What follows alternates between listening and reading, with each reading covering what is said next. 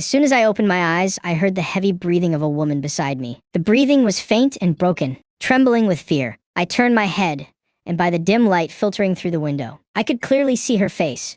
Even in the dark, she was beautiful. But the bruises on her collarbone were absolutely heartbreaking. What is going on? The crack of a belt, the shatter of a liquor bottle, the sound of a woman crying, those wounds. I was the one who inflicted them. I've been reborn. Reborn into the body of a man my own age. He was a violent, abusive alcoholic, a lazy, gambling deadbeat. I, Chen Zuisheng, was once a billionaire business legend. But the moment I opened my eyes, I became the head of this broken family. A wife, beating, gambling drunkard. You're awake? Are you having trouble sleeping? Let me go pour you a cup of tea. There is no need.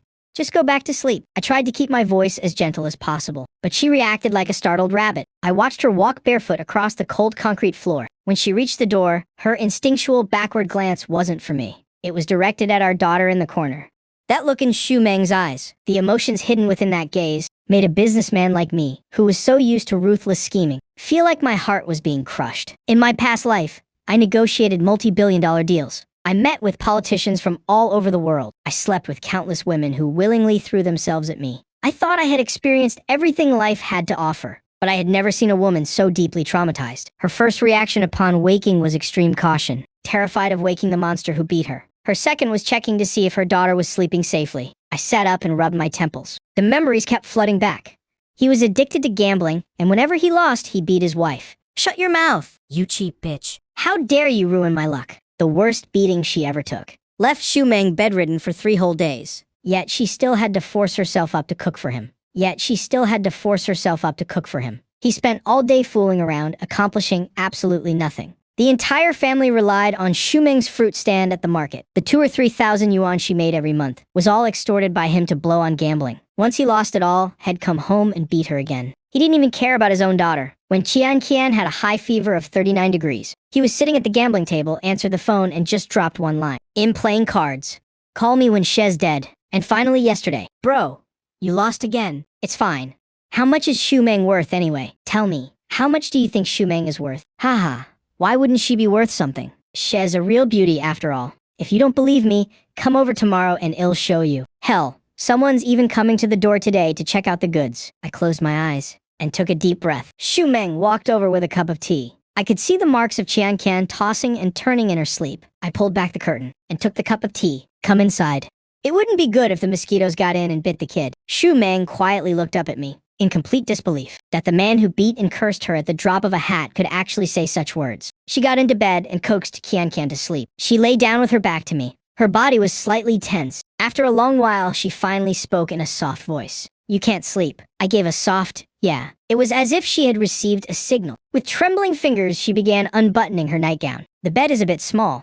Please be gentle. Her voice was numb, completely resigned to her fate. My mind exploded. I instantly understood. The previous owner of this body actually made his wife do this right next to their daughter, using her body to appease his explosive rage. A wave of absolute disgust and fury rushed straight to my brain, followed immediately by an even more intense, agonizing heartache. I firmly grabbed her hand as she unbuttoned her clothes. Xu Meng. I looked straight into her eyes. It was the first time I had called her name so seriously. Listen to me. You never have to do this again. Her entire body trembled violently. Her eyes widened to their limits, filled with shock and confusion, and a fragile glimmer of hope she didn't dare reveal. Go to sleep.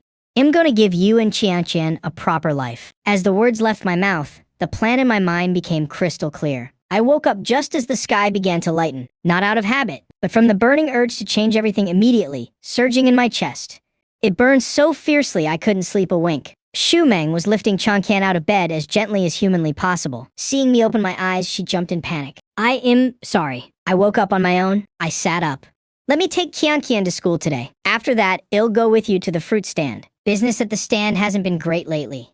I knew she thought I was just going there to take her money. Fear had become her instinct. But this time, I didn't explain. I stood up and walked toward the kitchen. There were only a few eggs left in the fridge, and a bowl of cold rice.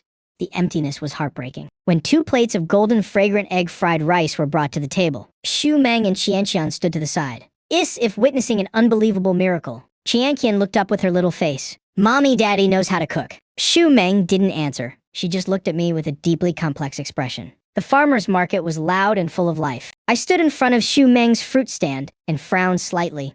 It was way too bare. There was only one type of apple, haphazardly displayed. On a torn piece of cardboard, 3.8 yuan per caddy was scribbled crookedly. The auntie selling vegetables next door hollered, "Oh my. Zuisheng actually came to help today. Did the sun rise in the west?" I didn't even bother giving her a glance. My mind was spinning rapidly. The lack of variety meant zero competitiveness. The rigid pricing left the profit margins way too thin. The foot traffic was sparse. It had absolutely no appeal. Xu Meng had to go pay the management fee. Before leaving, she gave me a deeply uneasy look. She whispered, "These apples cost 3 yuan wholesale." "I know. Go on." She kept looking back anxiously as she walked away. I bent down and picked up a few of the flimsy red plastic bags. I weighed them in my hand, then looked at the bustling crowd around me. People who were completely ignoring this little stand. A sales strategy instantly formed in my head. I grabbed a piece of cardboard from the electrical box, picked up a marker from the ground, and wrote 2 large lines. Then, without hesitation, I tore up the 3.8 yuan sign and placed the new sign in the most visible spot. The neighbor auntie looked at me with pity. 20 yuan a bag. Fill it up as much as you want. Chen Zuisheng has the alcohol completely rotted your brain. Selling like this? You'll lose your pants. I slowly stood up and smiled at her. "Auntie, you can't just calculate business by the ounce. What I need isn't to maximize the profit on a single bag of apples. It's to clear the inventory and recover the capital in the shortest time possible. To completely revive this dying stand." The new sign quickly worked its magic. A middle-aged man approached. "Boss, 20 yuan a bag. Fill it as much as I want. For real. They aren't sour, are they?" I casually picked up an apple, swiftly sliced it open, and handed it to him. "Try it yourself. You'll know if it's sweet once you take a bite." After tasting it, he didn't say a word. He just snatched a bag and started stuffing it. He looked like he wanted to stuff it until the bag exploded. I smiled calmly. "As long as you can carry the bag away, those apples are yours." That sentence was like opening the floodgates. The crowd swarmed in. 20 yuan wasn't a lot of money, but the phrase "fill it up" instantly triggered people's most primal instincts. The smile on the neighbor auntie's face froze. Her jaw dropped. She stared at the scrambling crowd and the rapidly disappearing apples. The scale weight in her hand dropped to the ground, and she didn't even bother picking it up. After paying the fees, Xu Meng walked back, full of anxiety. From a distance, she saw our stand completely engulfed by a crowd. She was so terrified, her face turned pale. She thought I had caused some kind of disaster again. She desperately pushed her way through the crowd. But the sight before her left her stunned. She saw me standing behind the stand, not cowering or acting lowly, nor losing my temper or yelling. Just standing there steadily, collecting money and handing out bags, while the people around me were going crazy, fighting to buy my apples. The same apples that used to barely sell all day were now disappearing at a visible rate. When she saw the sign saying 20 yuan a bag, fill it up, her face went ashen. "Are you crazy? 20 yuan to fill it up? We're going to lose everything." "Relax, I've calculated it all. Those plastic bags can hold 2.5 kilos at most. We're definitely making a profit. Look at them. They think they're getting a massive bargain. That's why they're fighting to hand us their money." She stared blankly at the line of people. "How much have we sold?" "Almost 500. 5,700. Her eyes went wide as she looked at me. If she were looking at a stranger. The apples in the boxes were almost gone, but there was still a long line waiting behind. I asked her if she wanted to restock. The people in line immediately started shouting, "Boss, hurry up and get more stock." Xu Meng hurriedly made a phone call. Following my instructions, she ordered an entire truckload straight from the supplier.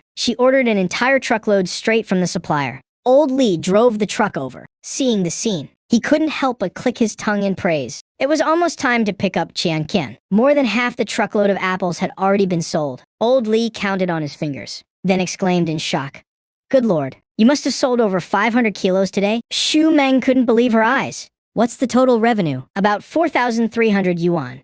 Compared to the future, this small amount wouldn't even be worth mentioning. But this was the first step for this family to get back on its feet." Xu Meng was dazed. Before, Shed struggled to make this much in an entire month. After cleaning up the stand, I took Xu Meng to buy groceries. Fish, meat, and pork ribs. We spent nearly 300 yuan. Xu Meng's lips parted, but she didn't say anything. I knew she was feeling the pinch of spending so much money. But today, we absolutely had to celebrate. After picking up Qianqian, the little girl saw my hands full of groceries and cheered, dancing around. "Daddy, are we having a big feast?" That's right. Sweet and sour fish and braised pork ribs. I bent down and rubbed my cheek against her little face. "Yay. I love you the most, Daddy." She kept clinging to me, skipping around. Xu Meng watched the two of us, her eyes softening. There was a time when this home held nothing but silence and fear. Now, finally, there was a little warmth. The three of us walked home, laughing and chatting happily. Qianqian kept chattering away non-stop. A gentle smile bloomed on Xu Meng's face. This scene was everything I had yearned for since my rebirth. As we passed the convenience store at the end of the alley, Chian Kian suddenly tugged at my shirt. Her eyes lit up as she pointed at a glass tank inside the store. Daddy, look.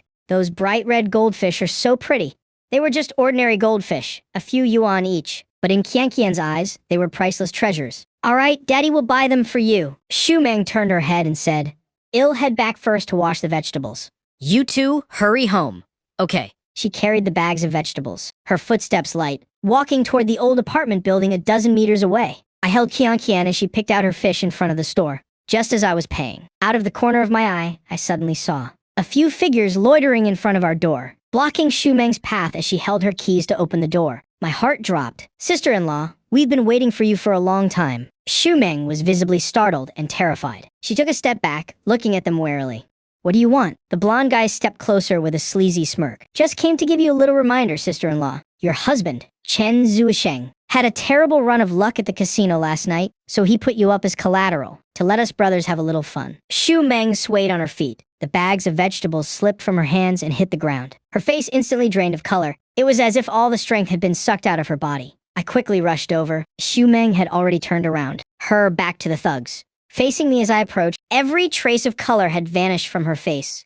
Only silent tears streamed down her cheeks. She looked at me holding our daughter carrying a goldfish bowl, walking over like a good father. My lips trembled. If I wanted to say something, then I heard her voice. Chen Zuisheng, you spent a whole night and day putting on this act, just to make me jump into this fire pit myself. She suddenly bent down, picked up the groceries she had just dropped, and hurled them at me with all her might. I hate you. I want a divorce. The bags slammed into me, scattering food all over the ground. Jianqian was terrified. She burst into loud, wailing tears. Mommy, don't hit Daddy. Before I could even open my mouth, Shu Meng spun around and lunged for the door, but she couldn't get inside. The guy with the triangle eyes grabbed her wrist. Don't be in such a rush to leave, sister-in-law. He reached out to grope her, flashing a filthy grin. Your husband signed it clearly in black and white. You're coming with us today. I saw Shu Meng freeze in place. The terror on her face was even deeper than before. In that moment, something inside me snapped. Let her go. My voice rang out, ice cold. It was an aura forged from 10 years of surviving the cutthroat business world. These street thugs had never seen such a presence. A slap landed squarely on Triangle Eye's face. He stumbled back a few steps. The corner of his mouth split open. His gang was stunned. Everyone was completely shocked. Beat him to death. He finally reacted, charging at me like a madman. All of them rushed me at once. I leaned to the side, dodging the attack, and delivered a brutal kick to his stomach. He let out a blood-curdling scream and flew backward, curling up on the ground, dry heaving. The other three cursed and lunged at me. My movements were strange. They were combat techniques I had learned in my past life. Every strike, every move was incredibly precise and ruthless. Less than a minute later, all four of them were crawling on the ground. Behind me, I heard Qianqian raise her little fists. She shouted, "Go, Daddy. Beat up the bad guys." Shu Meng remained completely silent. I walked up to Triangle Eyes and planted my foot on his chest. I looked down at him. Listen closely. I've quit gambling. All previous debts are wiped clean. If you ever dare show your faces here again, I'll beat you every single time I see you.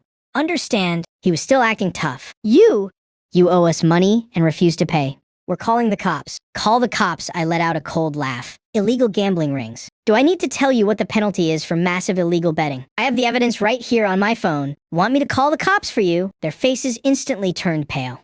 Sorry. Brother Chen, we were wrong. We're getting out of here right now. Hold on.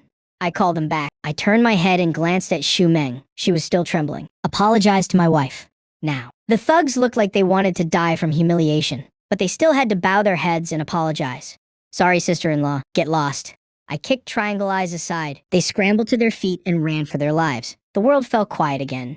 I turned to look at Shu Meng. The tear stains on her face hadn't dried yet. Her body was still shaking. The way she looked at me was full of fear, suspicion, and deep-seated trauma. My heart ached as if pierced by needles. I walked up to her, looked straight into her eyes, and spoke clearly, emphasizing every single word. Shu Meng, the old Chen Zuisheng, was absolute scum. Dying 10,000 times wouldn't be enough to pay for what he did. I'm not asking for your immediate forgiveness. I just ask that you give me one more chance. I swear on my life. From this day forward, I, Chen Zuisheng, if I ever let you or Qianqian suffer even the slightest bit of grievance, may I die a horrible death. Shu Meng looked at me. Large tears kept streaming down her face. Her lips parted. Finally, with red eyes, she screamed, "Chen Zuisheng, bastard. You're a complete bastard. I will never believe you again. With that, she grabbed Chan Kian and rushed into the house. Slam. The door was shut tight. I won't bring up divorce anymore. That's enough. He opened the door and walked into the kitchen. Soon, the aroma of sweet and sour fish and braised pork ribs filled the room. He brought the food to the bedroom and knocked on the door. Dinner's ready. Even if you're mad at me, don't let our child go hungry. I'll sleep in the living room. Setting the tray down, he turned and walked away. From behind the door came Chianqian's soft voice. Mommy, it smells so good. A moment later, he heard the faint clinking of bowls and chopsticks. Lying on the old sofa, he stared up at the ceiling. The road ahead was still very long, but the direction had never been clearer. Protect them. Make this family truly thrive. Late at night, the bedroom door creaked open just a crack. He closed his eyes, pretending to be fast asleep. A few seconds later, the door gently clicked shut, but this time it wasn't locked. A faint smile tugged at the corners of his mouth. Over the following days, he accompanied Xu Meng to the fruit stand every single day. 20 yuan a bag. Pick whatever you like. This had become a signature attraction at the market. They steadily sold over 500 caddies of apples every day. In less than a week, exactly 10,000 yuan had been added to Xu Meng's bank card. At night, she often found herself unable to sleep. In the days that followed, sales began to drop. I rolled out a new strategy. Let's stock up on some cherries and blueberries. She frowned. I've tried that before. They simply don't sell. This time is different. I divided the stand into 2 sections. The standard tier, 15 yuan a caddy. This included apples and honey peaches. The premium tier, 25 yuan a caddy. Mix and match cherries and blueberries. All the fruit was washed, sliced, and neatly boxed. Add 1 yuan for unlimited yogurt. Add another yuan and get a free caddy of apples. The stand was clean and organized, standing out sharply amidst the chaotic vegetable market. That day's revenue broke 3,000. What satisfied me even more was that more people bought the premium fruit than the standard ones. While packing up, she couldn't help but ask me why. I looked at her and smiled, because expensive things make them feel like they're getting a better deal. For just a 10 yuan difference, they get to pick premium goods however they want. Who wouldn't be tempted? Doing business is all about grasping human psychology, she muttered. You just have a smooth way with words. Her mouth complained, but the corners of her lips couldn't hide her smile. This week, we made another 10,000 yuan. The way she looked at me slowly began to regain its light. That day, when picking up Qianqian to go home, I saw a sharply dressed man in a suit standing at the door. It was Xu Meng's older brother, Xu Hai. Xu Meng happily ran over to him. Xu Hai shot me a glance. His gaze swept over me like a razor. Xiao Chen, come buy a pack of smokes with me. I knew he had something to say. Walking to the parking lot, he pointed at a BMW. This car is worth over 200,000. What do you think? It's all right. He pulled out a bank card and slapped it into my hand.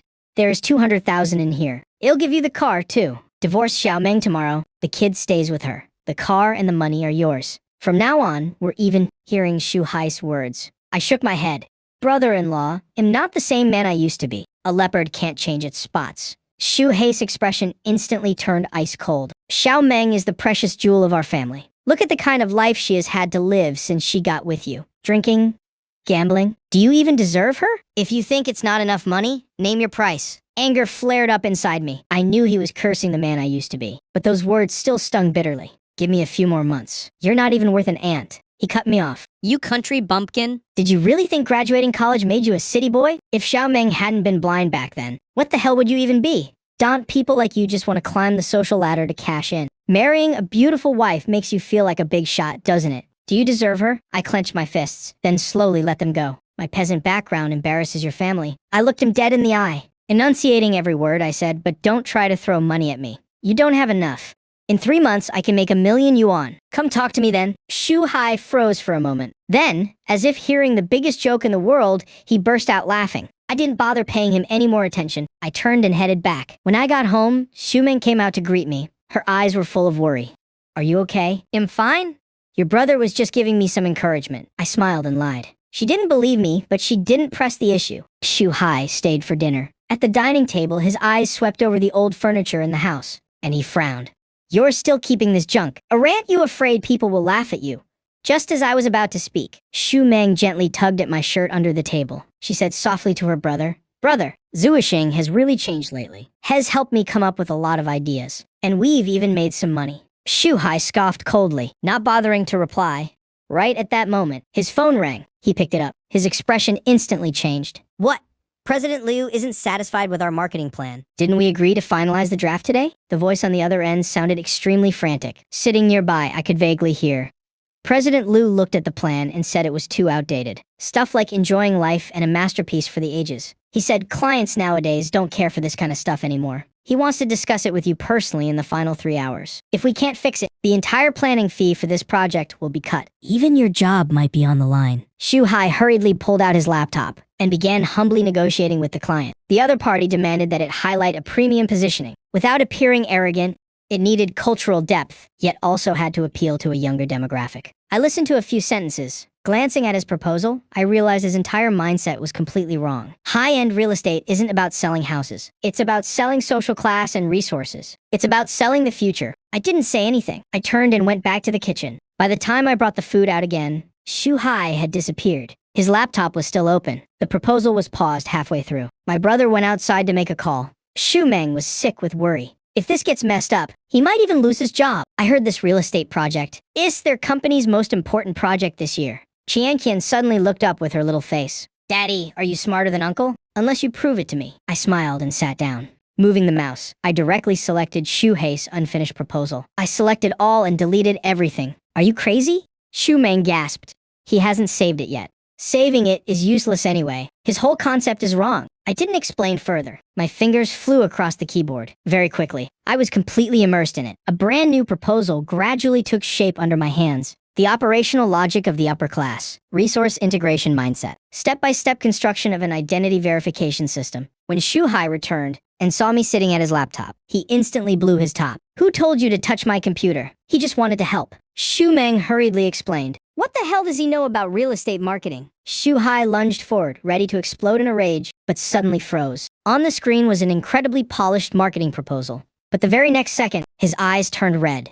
Where is my old proposal? Deleted. He trembled all over. Do you know how many all-nighters I pulled for that? But right at that moment, his phone rang. It was time to submit the draft. He stared at the nearly finished new proposal on the screen, his expression shifting rapidly. Finally, he gritted his teeth and hit send. Then he glared at me with burning eyes. If this gets screwed up, I won't let you off the hook. The results weren't out yet. I picked up my glass of water and took a sip. Less than 10 minutes later, his phone rang again. He answered and listened for a few moments. The corner of his mouth twitched slightly. After hanging up, he looked at me with a deeply complex expression. Then he grabbed his laptop and walked straight out. Heading to the company. I'll settle the score with you when I get back. I smiled faintly. I knew exactly what he was about to face. The contents of that proposal were absolutely not something someone of his caliber could clearly explain. Sure enough, not long after, my phone rang. It was Shu Hai on the other end. His voice sounded a bit flustered. Chen Zuisheng, can you come to my company right now? President Liu insists on meeting the planner in person. Send me the address. I'll drive over and pick you up. On the way to the company, Shu Hai drove very fast. The atmosphere in the car was incredibly heavy. He didn't say a word, and I didn't bother speaking either. While waiting at a red light, his face was tense. Finally, he blurted out. Later, when we meet President Liu, keep your mouth shut. Let me handle it. I shot him a glance. Keep making things up, and get exposed right on the spot. His face flushed bright red. He fell silent, then walked into the reception room. An elegantly dressed middle-aged man stood up. Pointing at the projector screen, he asked me, Mr. Chen, this concept of an upper-class convergence playground is excellent. How exactly do we implement it? I walked up to the projector. I told the assistant to flip to the operations page. I designed an identity verification system. First, property owners must pass a review by the management board. It's not just about having money. They must possess valuable resources for the elite community, such as a strong network, specialized skills, or social influence. Second, I propose reserving 30% of the housing stock as flexible living spaces to invite top-tier entrepreneurs, artists, and scholars for short-term residencies, allowing the community to generate its own prestige. Third, host monthly high society dialogues. As long as we invite outstanding figures in the industry, non-residents won't be able to buy a ticket in no matter how much money they have. President Leah's eyes lit up, transforming a house from a mere commodity into a membership ticket. He asked about a few more details. I answered fluently. The veteran planners beside him nodded continuously in approval. President Liu stood up, looking at me with a burning gaze. The marketing director position is currently vacant. Annual salary, 500,000 yuan. Will you take the job? 500,000 yuan. I felt Shu Hai's breath hitch for a second. I smiled and shook my head. I still have to help my wife run her fruit stand. I'm not considering getting a job right now. President Liu was stunned for a moment. I continued, but there's something I'm not sure if I should say. Please do! Your pricing for this real estate project is far too conservative. The atmosphere instantly froze. Shu Hai hurriedly tugged at my sleeve. President Liu narrowed his eyes. Mr. Chen, what do you mean? Given the current market situation, our pricing is already the highest in this area, if I'm not mistaken. The opening price you've prepared is 85,000 yuan per square meter, right? I paused for a moment. I suggest raising it to over 120,000 yuan. Gasps of shock echoed throughout the meeting room. Some people had already started shaking their heads. President Liu said, Mr. Chen, perhaps you don't fully understand the market. In this area, anything over 90,000 yuan is already a tough sell. Here is the situation. I walked over to the window and pointed at the empty plot of land to the east of the project. First, the minutes from last week's Development and Reform Commission meeting mentioned strengthening the railway transit network in the Eastern New District. Second, the new mayor, in his speech at the Construction Systems Symposium last month, emphasized shortening the commute time between the new development zone and the inner city. Third, the Planning Bureau's website recently updated the land use map for the eastern sector. The plot of land east of your project has been reclassified from reserve land to transportation infrastructure land. The meeting room suddenly fell dead silent. Everyone's eyes were fixed on me. String these pieces of information together. Add in the new mayor's resume. When he was in office in the Southern New District, the first major thing he did was push for the construction of a subway extension line. I predict that within the next 6 months, the subway extension plan will be announced. There is a high probability the station will be located right east of your project. President Liu suddenly shot up from his seat. How certain are you? 70%, I said calmly. But even if it were only 50%, it's worth the gamble. Because once the news is announced, housing prices will instantly spike by over 30%. If you raise the price to 120,000 now, it might look expensive, but compared to its actual value 6 months from now, it's still a bargain. I looked toward President Liu. More importantly, once the subway news is announced, surrounding mass market housing projects will flood the market. If you stick to the 85,000 yuan price tag, you'll completely lose the positioning advantage of an upper-class convergence playground. The rich won't want to be neighbors with office workers squeezing onto the subway. The reception room was completely silent. President Liu stared at me for a full minute. Then he made a phone call. Secretary Wang, Contact Director Li at the planning department. Discreetly look into the subway plans for the Eastern New District. 10 minutes of waiting. Felt as long as 10 years. The phone rang. President Liu picked it up. The more he listened, the more serious his expression became. Finally, he just said one sentence. It's confirmed then. All right, I understand. He hung up and looked at me. Come work at my company as the vice president of marketing. Annual salary? 1 million yuan. will you take it? An annual salary of 1 million yuan. I saw Shu Hai's face flush bright red. He stood there, completely dumbfounded. I still shook my head. I have no interest in working for someone else. I want to spend more time with my family. President Liu looked at me for a long time, then smiled bitterly. To each their own ambition, but I still want to hire you for this project. You name your price. I looked over at Shu Hai. Actually, Specialist Shu has a very solid foundation, has already fully grasped the core concept of this proposal. President Liu, you can just work directly with him. Shu Hai froze. He looked at me, his eyes full of disbelief. President Liu thought for a moment, then finally nodded. All right, then I'll be counting on both of you for this project. Stepping out of the company, Shu Hai still looked like he was in a dream. He suddenly asked 1 million yuan a year, and you really don't want it. Did you really analyze that subway news all by yourself? The information was right there in plain sight. I said the fruit stand at home can't run without me. He was silent for a few seconds. His voice trembled slightly. Do you even know what 1 million yuan means? I've worked my ass off for 8 years just to make half of that. Brother, once this deal goes through, you'll be the company's top contributor. I patted his shoulder. Your path forward will be much wider. I got in the car and left. Through the rearview mirror, I saw him still rooted to the spot. He watched my retreating figure for a long time without moving. At dinner time, Shu Hai came over again. I took the initiative to raise my glass. Substituting tea for wine, I said, brother-in-law, for all the bastardly things I've done in the past, I sincerely apologize. Shu Meng was stunned. Her chopsticks paused mid-air. I knew what she was thinking. The old Chen Zuisheng only knew how to cause trouble. When had he ever apologized to anyone? Shu Hai looked away, a bit unnerved. Shu Meng looked at him, then back at me. Suddenly, she spoke up. Brother, did you say something to him again? I smiled. Your brother was just reminding me to be more ambitious. Shu Meng put her chopsticks down. She looked at Shu Hai seriously. Brother, I chose him. I chose this path. No matter how bitter the fruit, I'll bear it myself. If you all really want what's best for me, then stop saying things that put me in a difficult position. Under the light, her eyes held a stubbornness that refused to turn back. Shu Hai raised his glass and downed it in one gulp. He sighed and didn't say anything else. He ate hurriedly and left. After seeing him off, I turned around. Shu Meng was looking at me. You're acting really strange today? Strange how? I can't really explain it. She tilted her head. It just feels like a long nightmare has finally come to an end. It was late.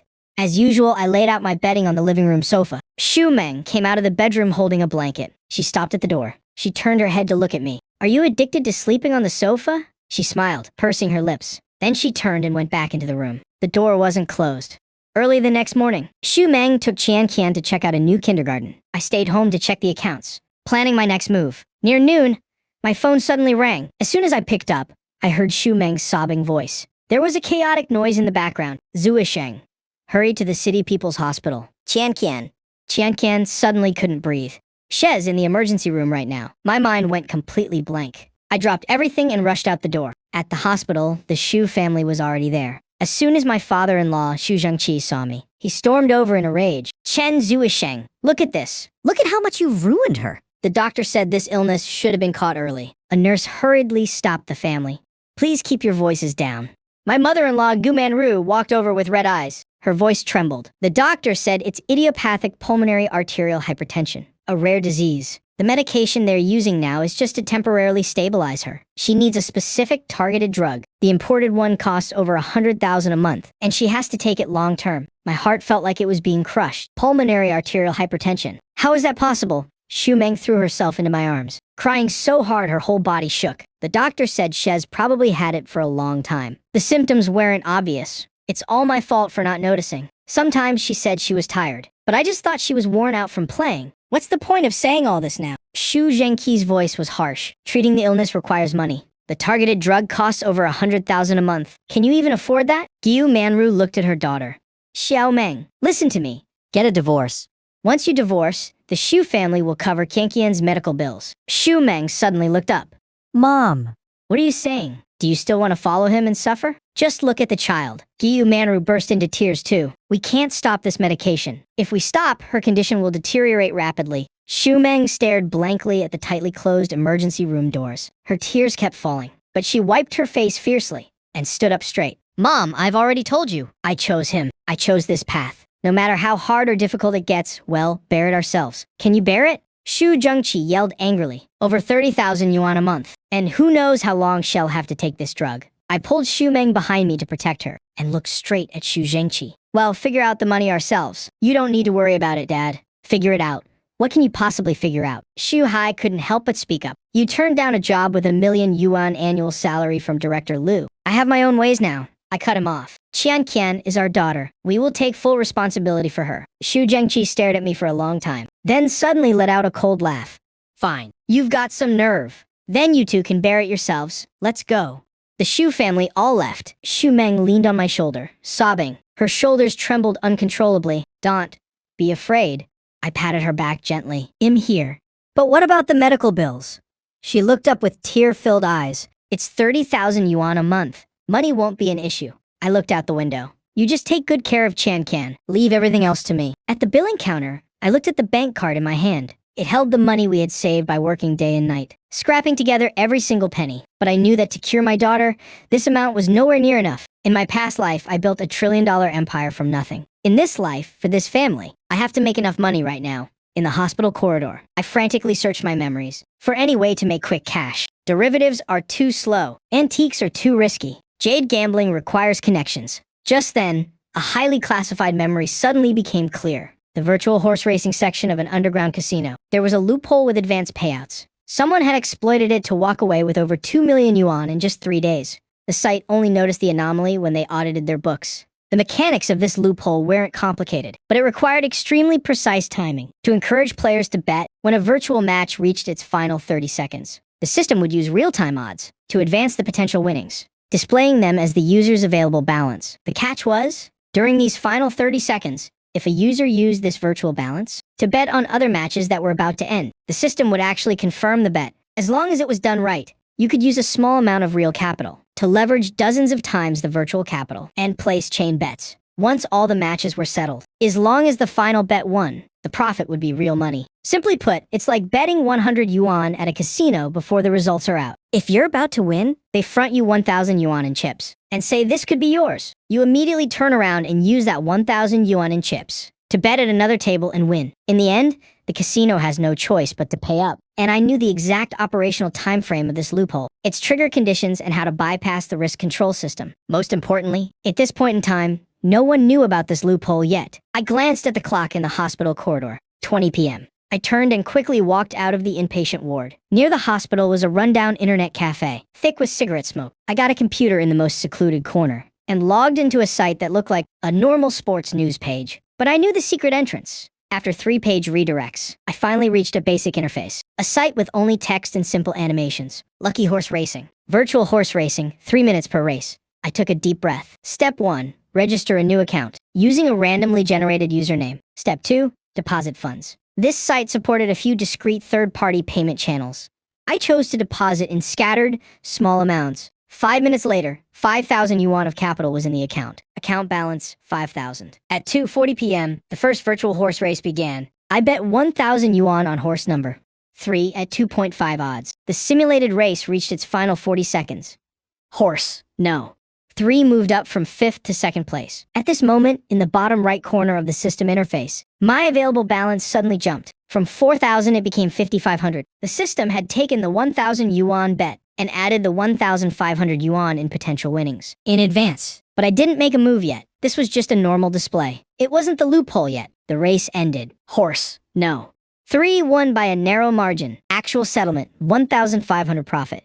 Account balance, 6,500.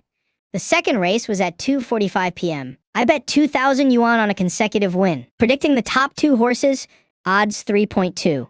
In the final 30 seconds, the system displayed the advanced profit again. My balance jumped from 4,500 to 11,400. 4,500 plus 2,000 times 3.2. Here comes the crucial part. When the race had only 25 seconds left, I quickly switched to another virtual soccer match that was about to end. In a minor prop bet, I used the entire 11,400 balance to place a wager. In the last 5 minutes, the odds for a goal being scored were 1.8. The system confirmed it successfully. Bet placed successfully. The loophole really existed. It treated the projected profit actual usable capital. My heart started beating faster. The horse race ended. Consecutive win, profit earned 4,400.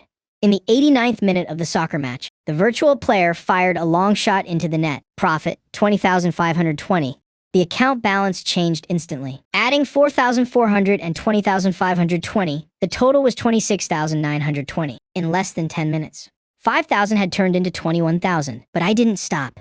I knew this loophole could be exploited continuously. As long as I timed the final 30 seconds of each match perfectly, the multiplier effect would snowball, making the virtual capital grow exponentially. Even if I lost, I'd only be losing that virtual capital. Round 3.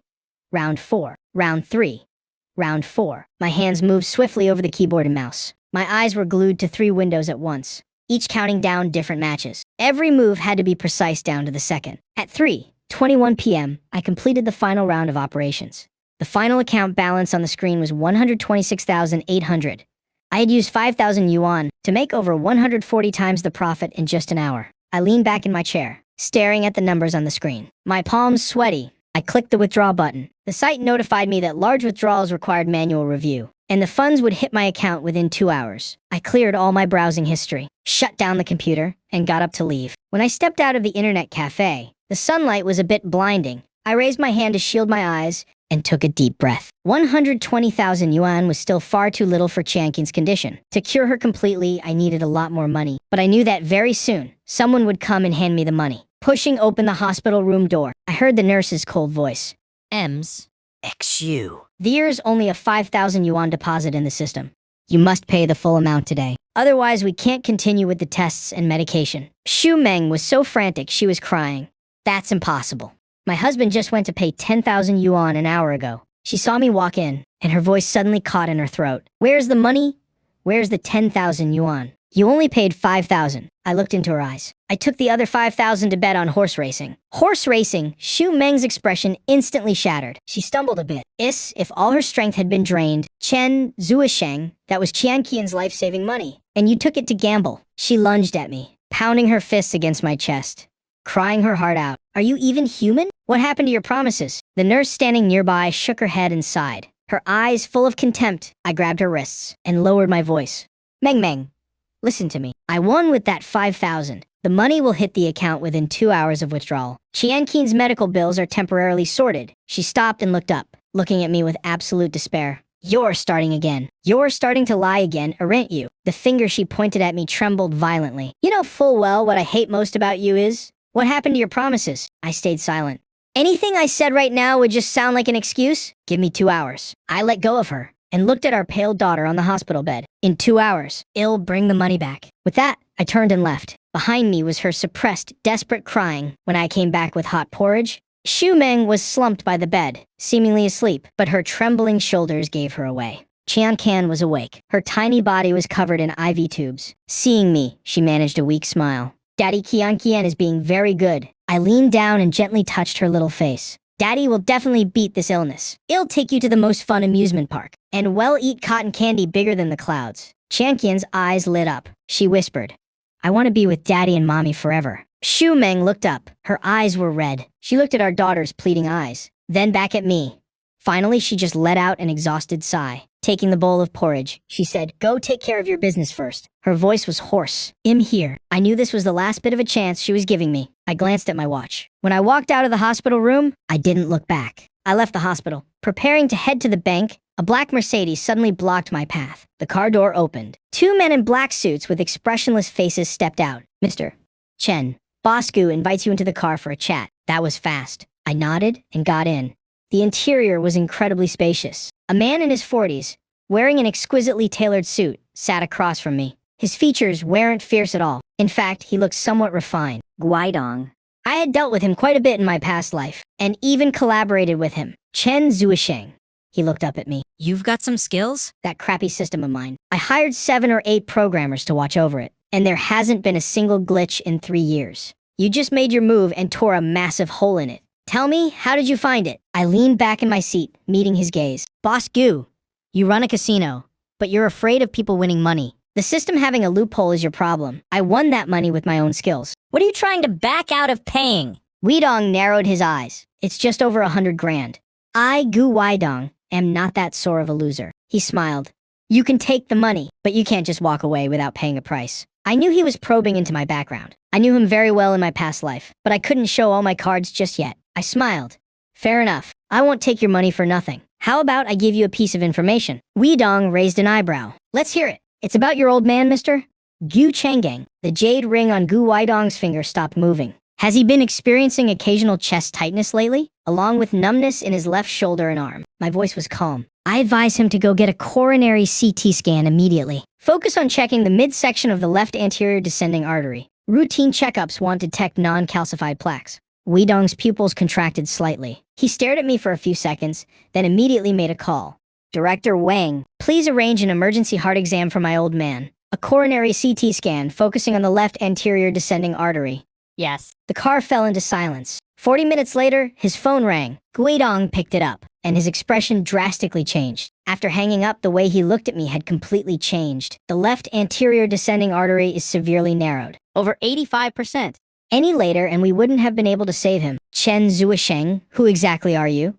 That doesn't matter. I met his gaze. My money will be unfrozen and my safety guaranteed. On my turf, Weidong stared at me intently. No one can touch you, but someone like you wouldn't take this risk just for 70 million. You still have something else to say, don't you? Sharp as expected. There is indeed one more piece of information. I looked him in the eye. About a woman you've been searching for over a decade without success. And a child whose existence you probably don't even know about. Weidong suddenly sat up straight. His refined demeanor completely vanished. His eyes filled with shock. What did you say? She married a high school teacher in Suzhou. She lives a very quiet life. I lowered my voice. She has a daughter. Her 7th birthday is on June 17th. Weidong's face turned pale. His fingers trembled slightly. That date. That age? Speak. What do you want? His voice was raspy and thick. 500 million yuan, and this information is yours. A Chiang. Transfer the funds immediately. Guidong turned and gave the order. 10 minutes later, my phone vibrated. A notification confirmed the money had hit my bank account. I sent him the detailed information I had already prepared on my phone. The deal was done. I opened the car door. My daughter is in the hospital. She needs absolute peace and quiet. Don't let any trouble find its way to her door. Guidong gave a decisive nod. I'll arrange the best resources at the hospital. The car door slammed shut. The Mercedes drove away. I stood at the hospital entrance. I now had 572 million yuan in my card. Qianqian's medical fees were finally covered. I gripped my phone tightly. I hurried into the hospital building. I rushed toward the ward as fast as I could. I pushed the door open, but Xu Meng wasn't there. My father-in-law, Xu Zhengqi, was sitting by the bed. His face was grim and ashen. Your daughter is this sick. Yet as a father, you're out running around everywhere. I didn't even bother to acknowledge him. I walked to the bedside and touched Qianqian's forehead. I asked softly, "Where's Mommy, sweetie?" Mommy said she had something to take care of. She told Grandpa to watch me. Xu Zhengqi let out a cold snort. The two of you are exactly the same, always running off. She hasn't shown her face for hours. My heart tightened. Xu Meng would never abandon Qianqian at a time like this. It's been hours. I immediately called her. No one picked up. No answer. Xu Zhengqi also realized something was wrong. Why isn't Meng Meng answering her phone? Just then, the sound of a cleaning lady cursing drifted in from the hallway. These heartless people, plastering surrogacy ads all over the restroom again. How can they live with themselves making money like that? Surrogacy. A terrifying thought immediately flashed through my mind. Xu Meng wouldn't. No way. She wouldn't be that foolish. But in the next second, I remembered her stubborn face and those bloodshot eyes. She really would do it. I turned and bolted out of the ward. Where are you going? The hospital is hounding us for the fees. Xu Zhengqi shouted after me. I've already paid the fees. Just watch over Qianqian, Dad. I sprinted toward the women's restroom, ignoring the screams from inside. I kicked open every single stall door. In the third stall, a phone number was plastered on the wall. Guaranteed sons and high pay for surrogates. 300,000 yuan advance payment. I dialed the number immediately. I'm looking for a surrogate. I lowered my voice. I spoke with a cold, decisive tone. I need a child urgently. Money is no object. The woman on the other end sounded wary. Sir, I think you have the wrong number. Stop playing games. I let out a cold laugh. My wife can't conceive. I want a son. And I want to be able to choose the gender. There was a few seconds of silence. The other person's tone suddenly became enthusiastic. Boss, you're certainly well informed. We can make that happen. But regarding the price, money isn't an issue. I cut her off. But I want to handpick the person. I don't want anyone who's done this before. I want someone completely new. Preferably someone who hasn't given birth before. Young, healthy, with good genes. We don't have any new recruits available right now. The woman sounded hesitant. Are you sure about that? I raised my voice. She was clearly taken aback. How did you know I have other channels? I said coldly. Send me the address. I'm coming over to see for myself right now. If I'm satisfied, I'll pay double. Double. Her voice trembled. Boss, are you serious? I'm in a hurry. I glanced at my watch.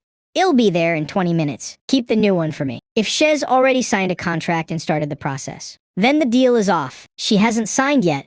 She just finished the preliminary checkup. Just come over, boss. We'll be waiting for you. I hung up and rushed out of the hospital. I hailed a taxi. Driver, get me to this location, fast. At the same time, I called the police. I whispered the address to them. I reported a suspicion of an illegal surrogacy ring. 20 minutes later, I stood in a dilapidated urban village. I found an old building with a sign for domestic help services. I went straight up to the third floor. The door was slightly ajar. A middle-aged woman with heavy makeup was eyeing me. Are you the boss who called? Where is she?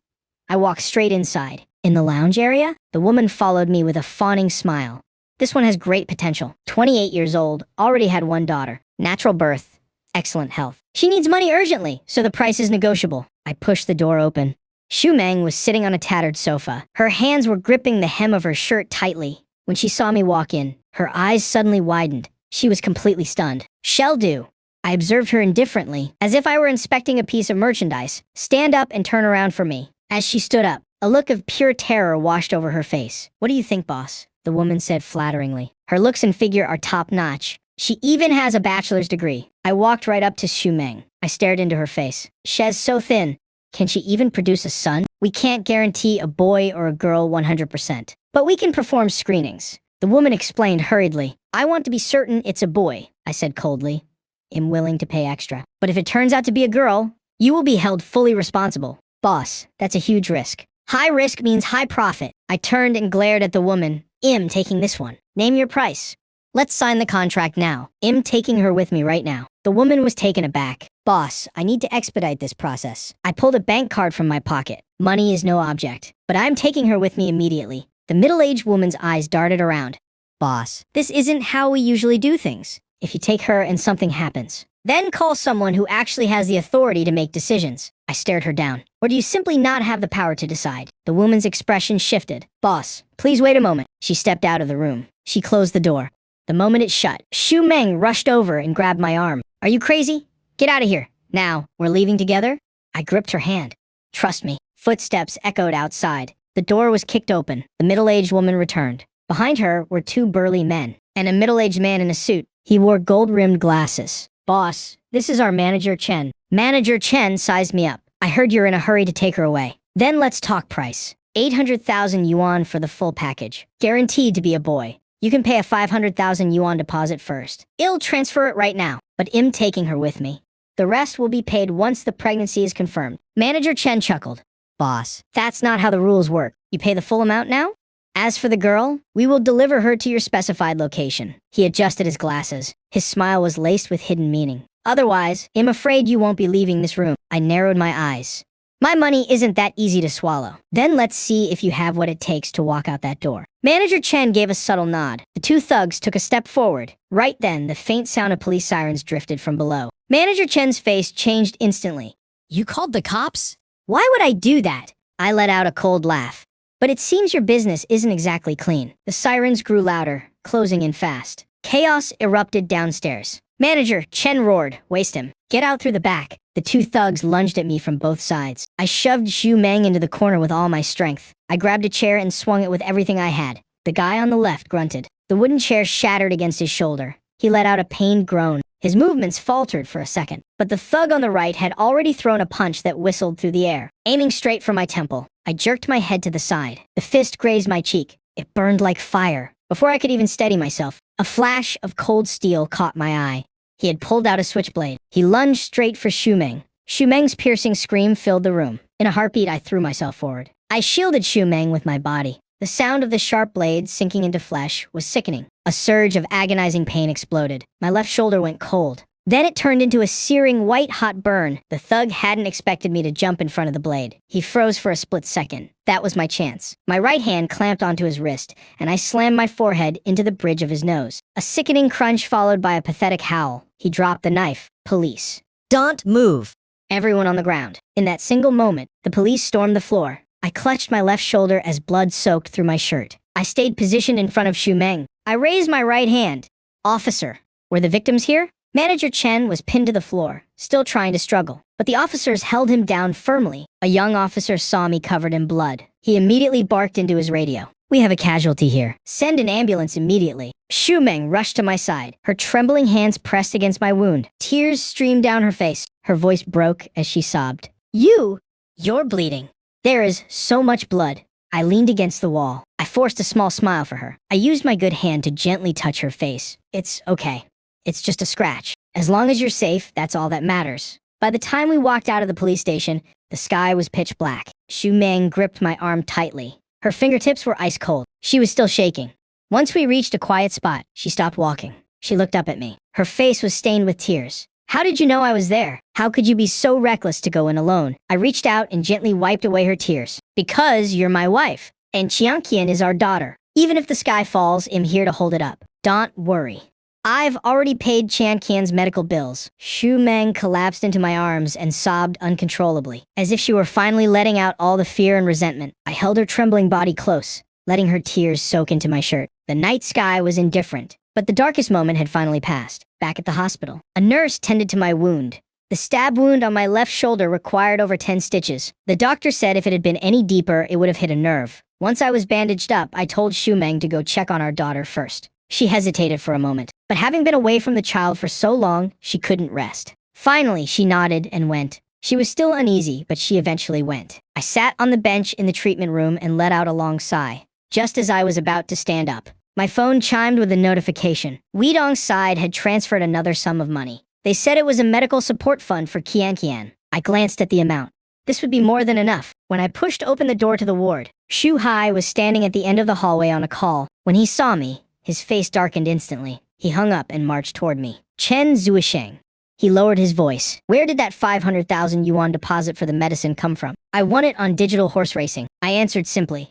He stared at me for a few seconds. Then he let out a cold, mocking laugh. "Chen Zuisheng, you've been gambling for years? You've never brought home a single cent. And now that your daughter is sick, you suddenly win a fortune." I didn't respond. "I bet you crawled to Liu Xingrong and begged for it. You acted so noble before, refusing to take it. Now you're back on your knees, groveling for a loan. Let me tell you something. Don't you dare let that 1 million yuan debt drag the Xu family down." With that, he turned and walked away.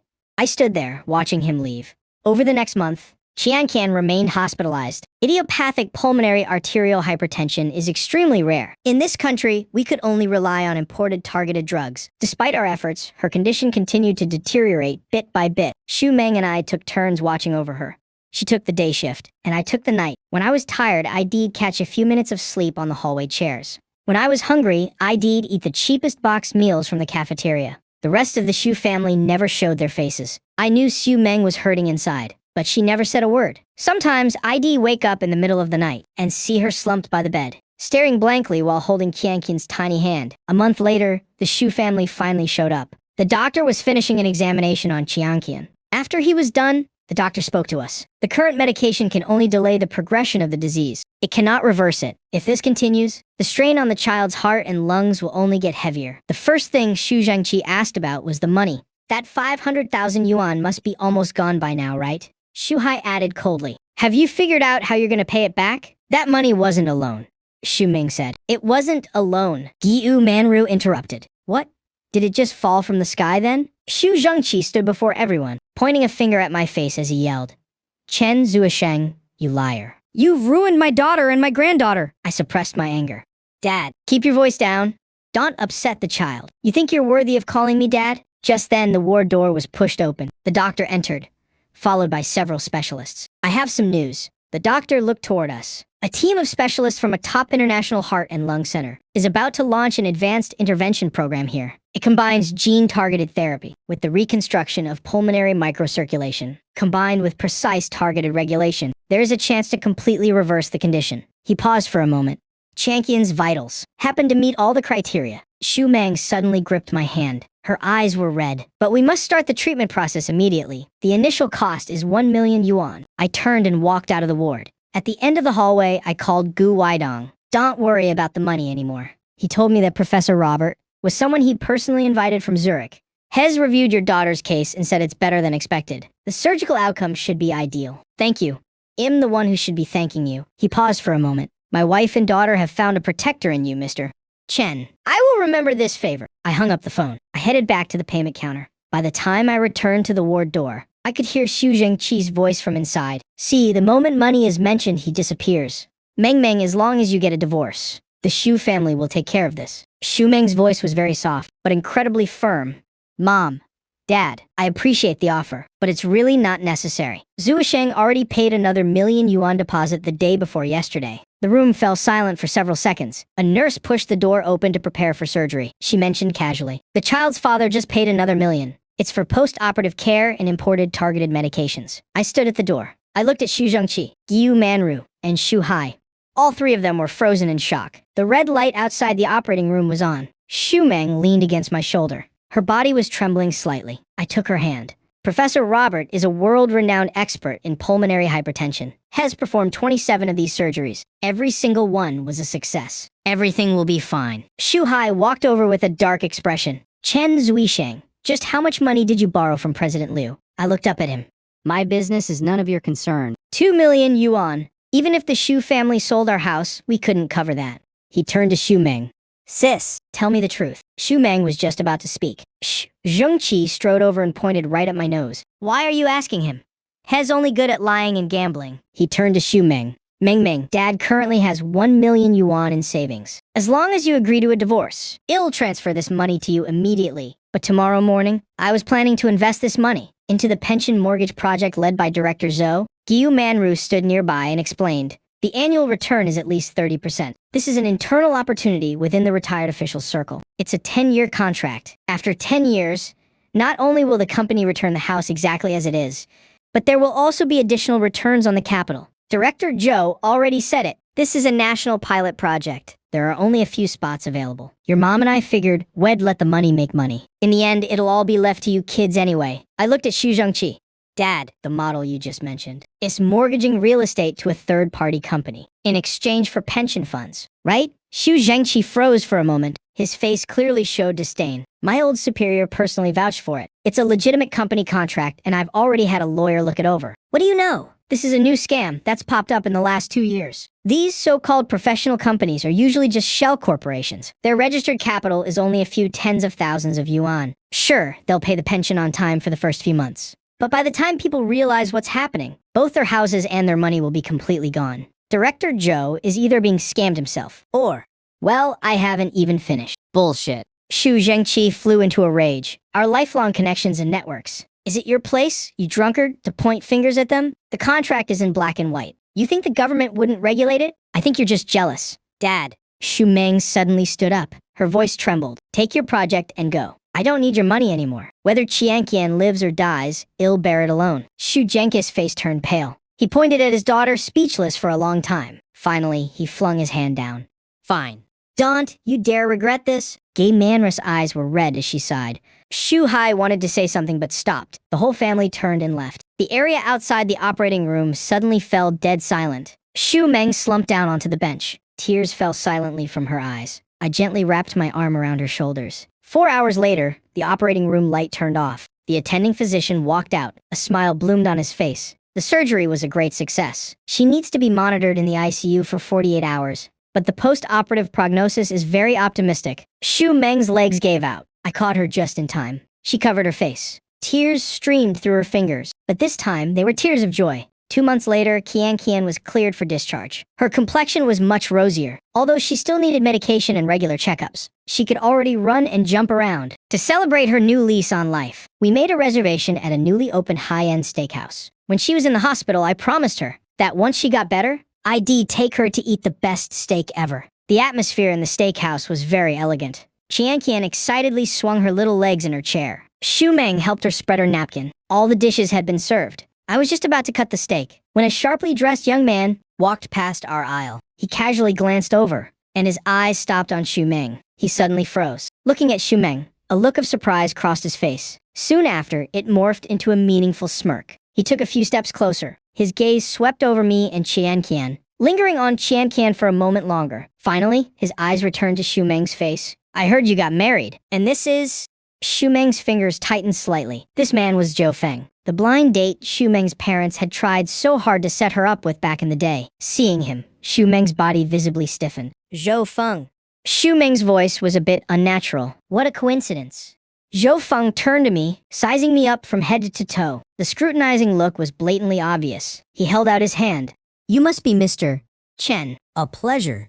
Is this your kid? She has gotten so big. I stood up and shook his hand. He intentionally squeezed a bit harder. I didn't flinch, just looked at him calmly. Since it's such a coincidence, you wouldn't mind if we joined you, right? Zhou Feng said, taking advantage of the situation. He turned and introduced the heavily made-up woman behind him. Hyping! This is an old friend of mine, Xu Meng and her husband. Meng, this is my girlfriend. He emphasized the words old friend and girlfriend with heavy implication. Whipping's eyes quickly swept over Xu Meng, finally landing on Xu Meng's clothes. A look of smug superiority appeared on her face. She smiled. Sister Xu. Right. What a coincidence. Let's sit together. Under the table, Xu Meng gently grabbed my hand. I squeezed her hand back. I smiled at Whipping. Calling her Sister Xu is too polite. You look much more mature than my wife. Whipping's face stiffened. Zhou Feng ordered a few expensive dishes, then looked at me. Mr. Chen, where do you work these days? I just run a small business. I replied calmly. A small business is good too. Lots of freedom. Zhou Feng turned to the waiter. Bring us a bottle of 2015 Montrachet white wine. Let it breathe first. He rattled off the wine's name fluently, then looked toward Xu Meng. Meng, I remember you didn't drink much before, but this restaurant's white wine paired with seafood is truly a masterpiece. You should try a little. Whipping immediately chimed in. That's right. Feng is very particular about his food and drinks. This bottle probably isn't cheap, is it? On the surface, she was asking Zhou Feng, but her eyes darted toward Xu Meng. Zhou Feng feigned nonchalance. It's all right, as long as it pairs well with today's meal.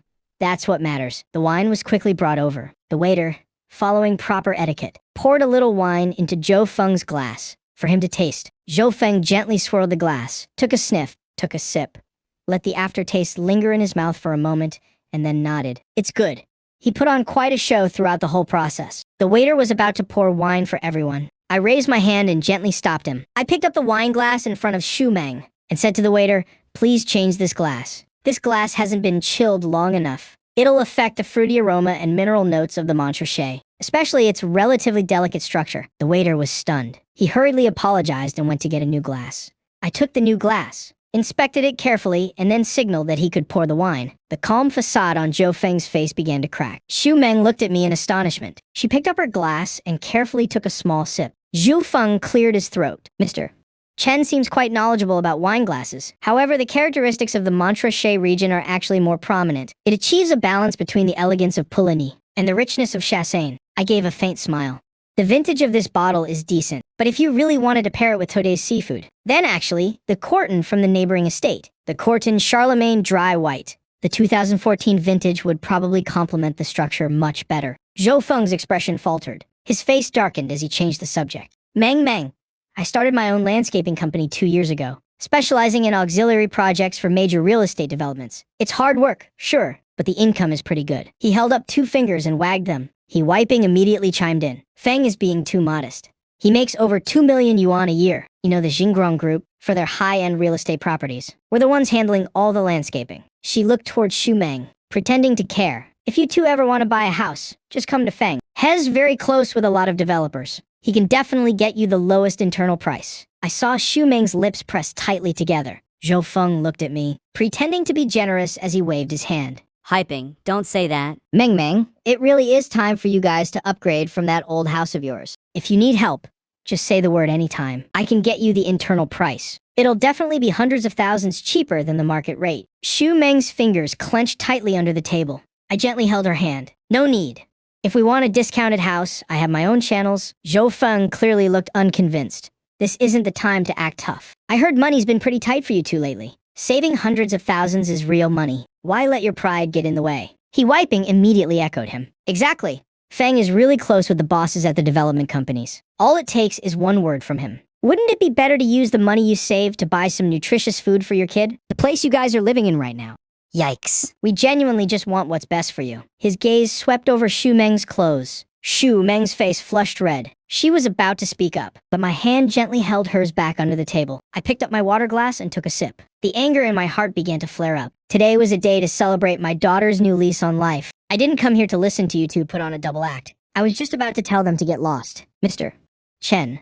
A slightly surprised voice came from behind. We looked over and saw Liu Xingrong striding over from the private rooms, a genuine smile on his face. I was a bit surprised. When I came in, I saw the wall of fame and noticed a photo of him with the owner. I didn't expect to actually run into him. President Liu, you're here.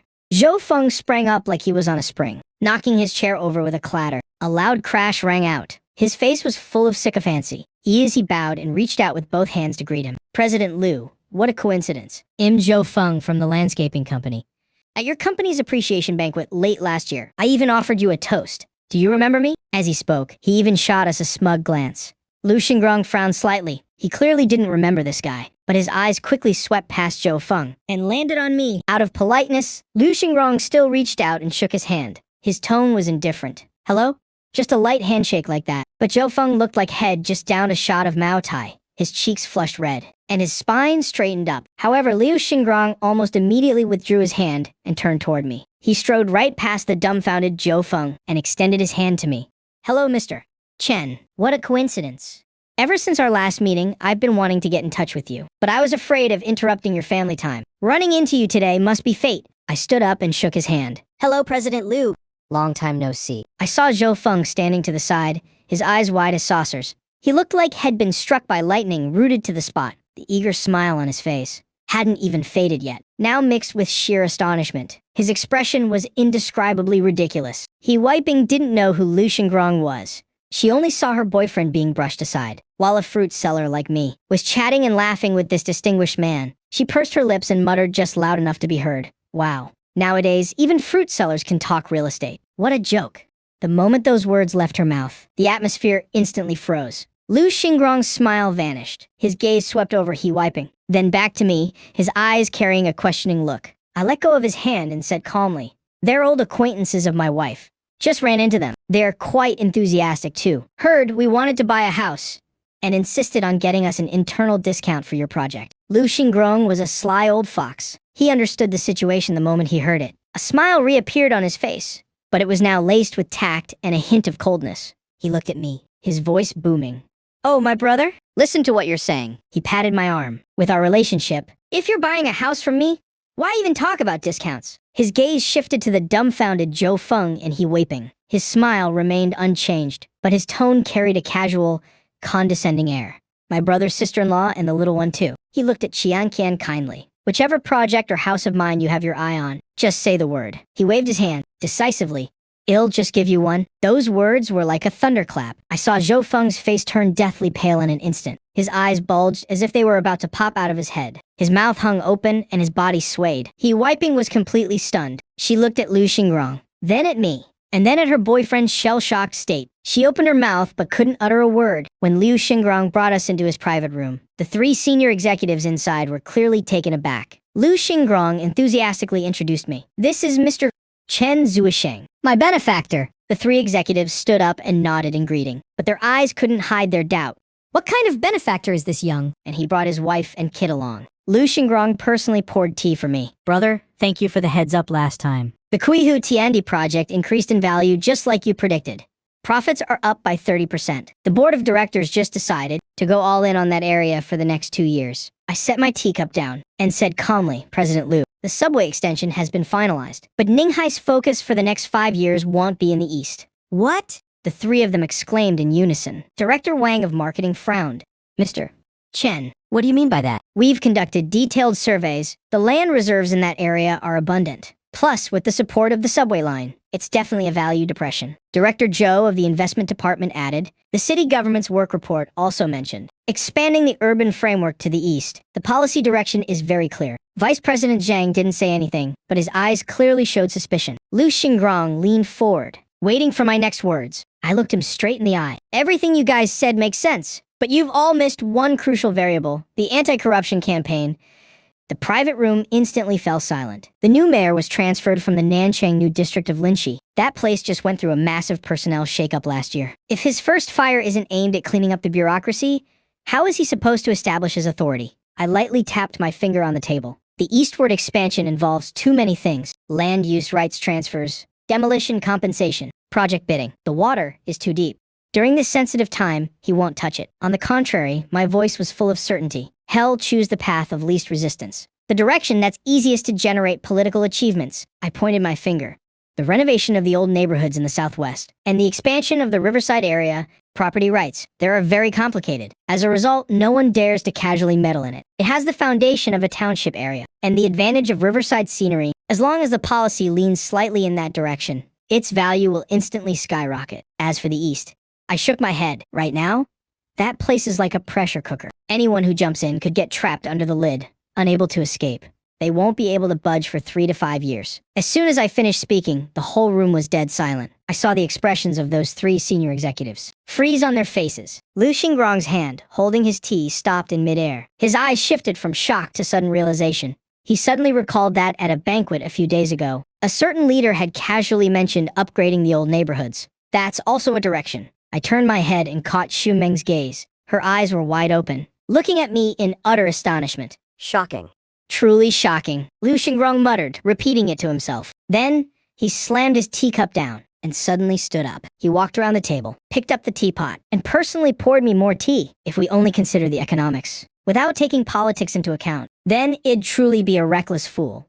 Brother Chen, you've taught us an incredibly important lesson today. I saw the 3 senior managers take a sharp breath. Since when had Liu Xingrong ever been this humble with anyone? You flatter me, Brother Liu. I smiled. I was just speaking my mind. Please forgive me if I said anything out of line. Just speaking your mind. Liu Xingrong shook his head. Every word you said is worth its weight in gold. Actually, gold doesn't even cut it. Those words are worth tens of billions. Liu Xingrong sat back down, his eyes gleaming. You've done me such a massive favor. I can't just take it for nothing. Everything I promised outside still stands. What kind of house do you 2 want? I'll gift you one. Under the table, Xu Meng suddenly squeezed my hand. There is no need for a gift. I shook my head. I'll buy it. Where do you want to buy? Take your pick. I'll give you the absolute lowest price. I smiled. I want the southeast zone, the stalls at the Wanjiahui wholesale market, and a small apartment in Wenshin Jieyuan right next door. Around 80 or 90 square meters will do. I saw everyone freeze in shock. The southeast zone was a remote plot of land the company hadn't fully developed yet. It was just filled with supplementary buildings, low-tier properties that basically made no money. Are you messing with me, brother? Liu Xingrong frowned. That place is way too remote. Let me give you a high-end Riverview apartment at Jinbi Haiyan. I still shook my head. I'm in the fruit business. Being near the wholesale market suits me better, and having a house right next door makes daily life easier. Lu Xingrong stared at me for a few seconds. Suddenly, he laughed. A somewhat helpless but highly appreciative smile. All right, if you're dead set on buying it, I won't stop you. let's do this. He slapped the table. Pick whichever stall you want. I'll give it to you at the cost price of 100,000 yuan. If you offer even a penny more, I'll get mad at you. 100,000 yuan. That was practically giving it away. I raised my cup in agreement. Deal. Brother Lu, thank you. The 2 teacups clinked lightly. I could feel it. Xu Meng's eyes were glued to my face. She looked at me, then at the 3 senior managers who were still dumbfounded. Her lips parted, but in the end, she didn't say a word. After making an appointment with Lu Xingrong to check out the commercial spaces tomorrow, we headed home. Xu Meng stopped by the fruit stall first. She really wanted to upgrade our little stall into a wholesale dealership at the big market or supermarket. I let her clean up the odds and ends of the stall first, while I carried Qianqian home. Just as we entered the residential compound, I was stopped by Auntie Huang, who was walking her grandson. Oh my. Qianqian, last time you were playing with Xiaobao. What did Grandma tell you? Kids need to be obedient. If you don't listen to me, you'll get sick. Remember hearing these words. A fierce anger flared up inside me. Whether my daughter was a good girl or not, wouldn't I know best? Did she get sick because she was naughty and disobedient? Bullshit. I looked down. Little Qianqian was clearly terrified, shrinking back behind me. Qianqian, I said clearly. From now on, when you're outside, no matter who makes you uncomfortable, just come tell Daddy. Daddy will protect you. With that, I turned to leave. Hey now, don't be in such a rush. She chased after me. I heard Qianqian's illness cost a fortune. Are you guys planning to sell your house? I stopped in my tracks. Who told you that? The whole neighborhood is talking about it. If you're really selling, let me buy it. We're neighbors after all. Just don't make the price too steep, all right. As she spoke, she dug into her grandson's dirty pocket, pulled out a piece of candy, and tried to shove it into Qianqian's mouth. Have some candy. I grabbed her wrist, snatched the candy away, and tossed it aside. The house is not for sale. Stop listening to nonsense. With that, I turned and headed upstairs. Behind me, her curses rang out. Pfft, you're just a family-ruining loser. What are you acting all high and mighty for? Serves you right for being dead broke. After Xu Meng came home, hearing it was Auntie Huang. Her face darkened. Shez, the biggest gossip in the neighborhood. Don't let her get to you. We didn't pay it any mind, but I never expected that idle gossip could stir up such a storm. The next evening, I was playing with Qianqian when Xu Meng's phone rang. She picked it up, listened for a moment, and her expression completely changed. Mom, what are you saying? We are absolutely not selling the house. She hung up. She looked at me, her brows furrowed tightly. My mom said Auntie Huang bumped into them at the supermarket. She told them we were planning to sell the house. My dad is furious. I was just about to explain. When the phone rang again, it was Liu Xingrong's secretary calling to confirm the time for viewing the shop tomorrow. After hanging up, I saw Xu Meng staring at me. She hesitated to speak. What's wrong? Nothing. She shook her head, then added, my dad is very stubborn. If he actually believed Auntie Huang, he's definitely going to do something about it. I held her hand. As for the house, everything will be cleared up once we finish the paperwork tomorrow. She nodded, but the worry on her brow didn't fade. What I didn't know was that at this very moment, Xu Zhengqi was tearing his house apart looking for the property deed. Found it. He tightly gripped the dark red booklet. Targeting this house, huh? His eyes were filled with malice. Isn't that what he's after? Fine. I'll give him exactly what he wants. Guillaume Manru stood beside him, her eyes red. Old Xu, if you really do this? What about Meng Meng? What about Meng Meng? Xu Zhengqi cut her off. Shez been completely bewitched by that bastard. If we wait until Chen Zuisheng gets his hands on this house, then she and the kid will truly have nowhere to live. He stuffed the property deed into his jacket. Gritting his teeth, he said, I'm getting this done tomorrow. Once the reverse mortgage paperwork is finalized, this house will have absolutely nothing to do with them anymore. Unless Chen Zuisheng gets the hell out, and Meng Meng agrees to a divorce. Otherwise, they can forget about ever living in this house. Guillaume Manru opened her mouth to say something, but ultimately stayed silent. Outside the window, the night was pitch black. The lights in the residential compound went out one by one. During breakfast, Xu Meng looked very happy. I could feel her excitement about going to see the shop space today. Qianqian swung her little legs and asked her mom, are we gonna have a super big fruit shop from now on? That's right. Xu Meng's voice was gentle.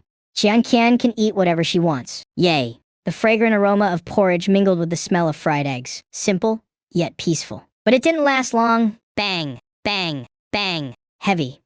Urgent knocking echoed from the door. Xu Meng went to open it. Xu Zhengqi and his wife stood outside, their faces pale with anger. Mom, Dad, what's wrong? Sorry to interrupt your little house-selling meeting. Xu Zhengqi marched straight through the door, glaring daggers right at me. Selling the house? Xu Meng was stunned. Giyu Manru, her eyes red, pointed at me. Chen Zuisheng, are you drowning in debt? And that's why you came up with the idea to sell the house. Do you have no shame at all? I put down my chopsticks.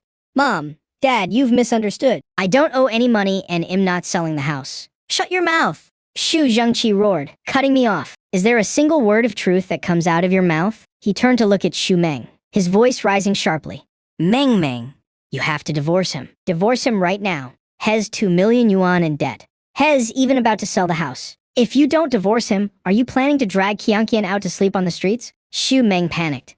Mom, Dad, You've got it all wrong. none of that is true. Who have you been listening to? Do we even need to hear it from anyone? Giyu Manru burst into tears. The whole neighborhood is talking about it. Meng, my heart aches for you. Just divorce him and come home to us. Our home will always be open to you. We don't need you to interfere. Xu Meng's voice dropped. How we live our lives. We know best. We don't need you worrying about it. What do you know? Xu Zhengqi bellowed. I think you've completely lost your mind. Give me a straight answer today. He glared fiercely at Xu Meng, enunciating every single word. Are you going to divorce him or not? Xu Meng bit her lip tightly, saying nothing. Not divorcing him, huh? Fine. His chest heaved with fury. I'm taking this house back. Whether you two end up rich or poor, it has nothing to do with the Xu family anymore. Consider it as if I never had a daughter. Those last few words pierced Xu Meng's heart like an awl. I saw her sway on her feet, her face deathly pale. Tears welled up, but she stubbornly refused to let them fall. She looked at her father's twisted face, and her weeping mother who didn't even dare to look at her. Then, she wiped her tears. Her voice trembled, but it was incredibly clear. I'm not divorcing him. If you want to cut ties, then so be it. We won't live in this house anymore. Well, move out today. Xu Zhengqi's eyes widened. If he were seeing his daughter for the very first time. You're really something? He was shaking with rage. I'm coming to take the house back tomorrow. With that, he grabbed Gu Manru and stormed off. Giyu Manru stumbled, looking back over her shoulder. Meng, how did you become like this? Your father is only doing this for your own good. Xu Meng screamed at his retreating back. Hez the one who said he wanted to cut ties. Hez the one who said he wanted the house back. I agreed to it. Isn't that being obedient? Giyu Manru's face turned ugly as well. Just keep letting that Chen guy brainwash you. You don't even want your own parents anymore. I'll just pretend I never gave birth to a daughter like you. The door slammed shut. A few seconds later, Xu Meng threw herself into my arms. The sobs she had been holding back finally burst out. How could they say such things? She cried so hard her whole body shook. I held her tightly, gently patting her back. Qianqian hugged her mom's legs, sobbing softly. Mommy, don't cry. Once Xu Meng had calmed down, I wiped away her tears and looked into her red eyes. I glanced around the cramped, rundown house. We can't stay here forever anyway. It's time we had a home of our own. She looked up at me. Don't worry about the money. I took her hand. Let's go look at the shop. She nodded, then went into the bedroom and brought out a dress, a pale blue one. I recognized it immediately. It was the nicest outfit she had bought since we got married. She usually couldn't bear to wear it. Watching her try on that old dress, my heart suddenly ached. There was still over 3 million yuan in the card. It was time to buy her and our daughter some decent clothes. Let's go. Xu Meng smiled at me after changing into the dress. Let's go see your big business venture. Just as we got downstairs and reached the street, 2 honks sounded beside us. Beep, beep. Turning around, the window of a black Mercedes rolled down, revealing Liu Xingrong's smiling face. Brother? Sister-in-law? Hop in. I paused for a moment, then smiled. This Liu Xingrong. He didn't even bring his driver. He actually drove here himself to pick us up. The car rolled toward the southeast zone. On the way, Liu Xingrong chatted. Brother, Wan Jiahui was originally built just to use up leftover materials. The location is a bit remote. It's neither in the new development zone nor the old town. He turned onto a somewhat run-down street. This area is called the resettlement zone. Quite a few people from the old town were relocated here. The roads are wide and the houses are brand new. But the supporting facilities haven't caught up yet. The subway line hasn't even opened. I looked out the window and said, once people move in, they have to live their lives. The demand will gradually increase. I knew very well in my heart, thanks to the demolition and resettlement. In a few years, this place would become the most dynamic grassroots economy in Ninghai, one of the most bustling underground hubs, Wanjiawei being the earliest to form, and the largest comprehensive wholesale market in the area. Would become a massive magnet. The stalls here might look like nothing special right now, but soon enough, getting a spot would be harder than reaching the sky. I wouldn't dare say it could feed 3 generations, but to keep our family of 3 well-fed and warmly clothed for a lifetime, it would be more than enough. The car stopped outside the market. Xu Meng looked at the empty parking lot and the deserted entrance. She frowned and whispered, Zhu Sheng, is this place really okay? Liu Xingrong said sincerely, look brother, I still have a few small stalls on the Xinjiang Road pedestrian street. The location is absolutely prime. Let me set you up with one of those. I shook my head.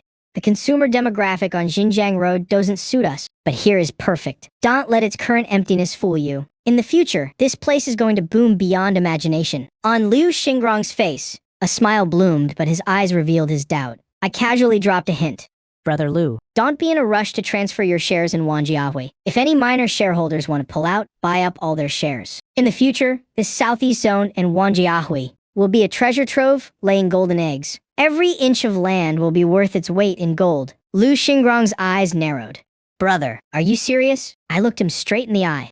Whether it's true or not depends entirely on whether you're willing to believe it. Liu Xingrong didn't say anything else. He looked around the empty outskirts of the market, lost in thought. Let's go inside and take a look. He regained his cheerful demeanor and led us inside. When the property manager saw Liu Xingrong, he immediately jogged over. Chairman Liu, show us the commercial spaces, especially the prime locations. The manager eagerly led the way, taking us to a prime spot near the main entrance. President Liu, Mr. Chen, please, take a look at this unit. He pointed to a space that was significantly larger than the rest. This is one of the largest spaces in our market. The location is absolutely prime. The area is spacious, and it's great for displays. Whatever you sell here, it'll look incredibly high-end. This space really wasn't bad. Very bright and well-ventilated. Liu Xingrong looked over at me. Brother, are you happy with this one? Xu Meng's eyes lit up, waiting for my decision. I shook my head. I'm not taking this one. Ha! The manager was stunned. Look, man. Ha! The manager was stunned. Look, man. This is the best location we have. I shook my head, my gaze shifting deeper into the market. Let's go check out the side entrance. The side entrance. The manager was confused. There is barely any foot traffic over there. It's a bit remote.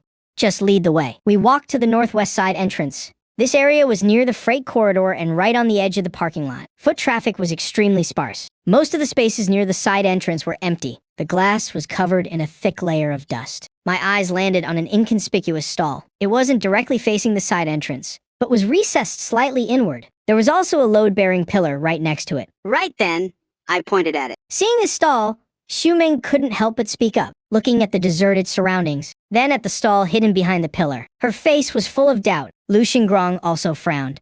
Brother, this location is way too remote. The lighting is poor, and that pillar blocks the entire view. Why don't we go back to the front and look around some more? No need to look anymore, I said firmly.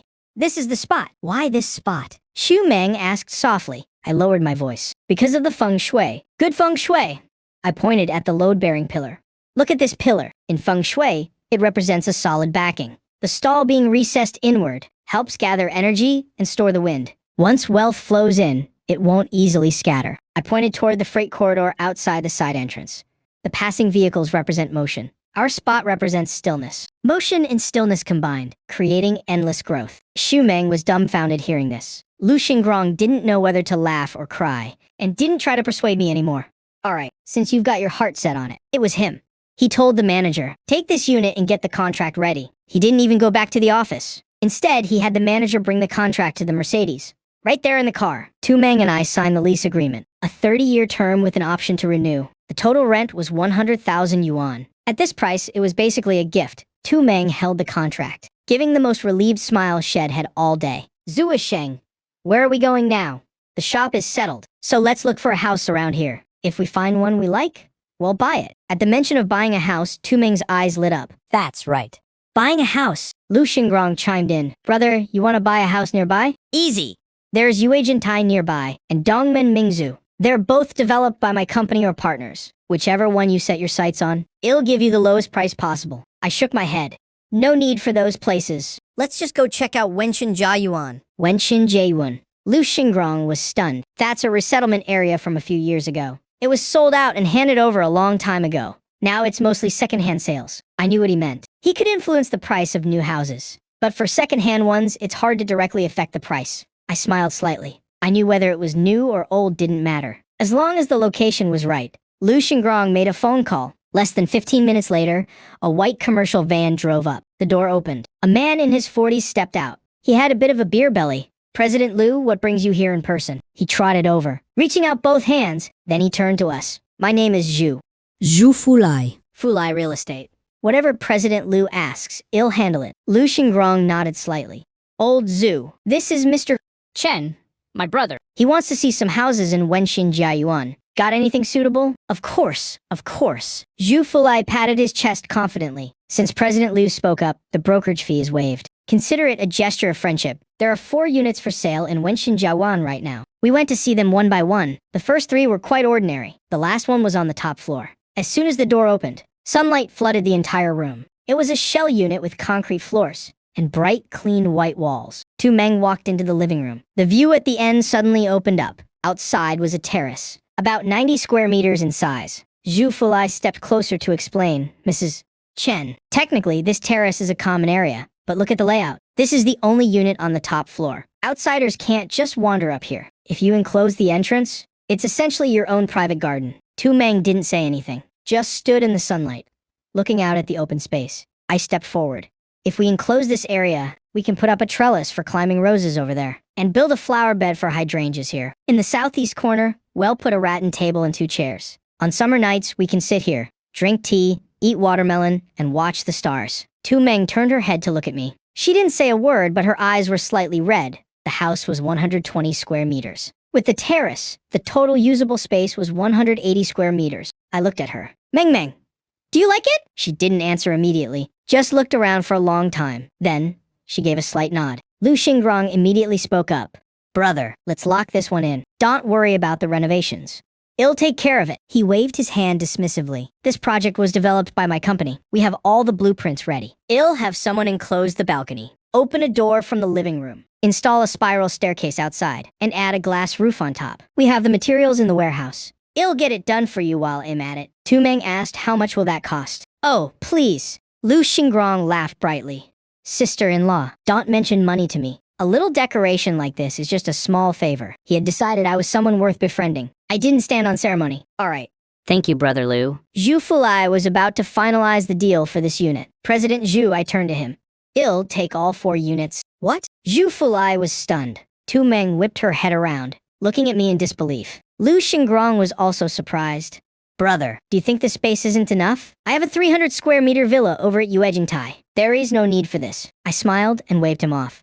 Brother Liu. I really like this location. I looked out the window. It's close to Wanjiahui, within walking distance. There is a kindergarten right next door for Qianqian's school. And Meng's business, it's very convenient. Tu Meng tugged on my sleeve. She lowered her voice. We don't need to buy 4 houses, honey, even though there was still over 3 million yuan in the account. I took her hand. Trust me, we won't lose money on this. She opened her mouth to say something, but eventually suppressed her worry.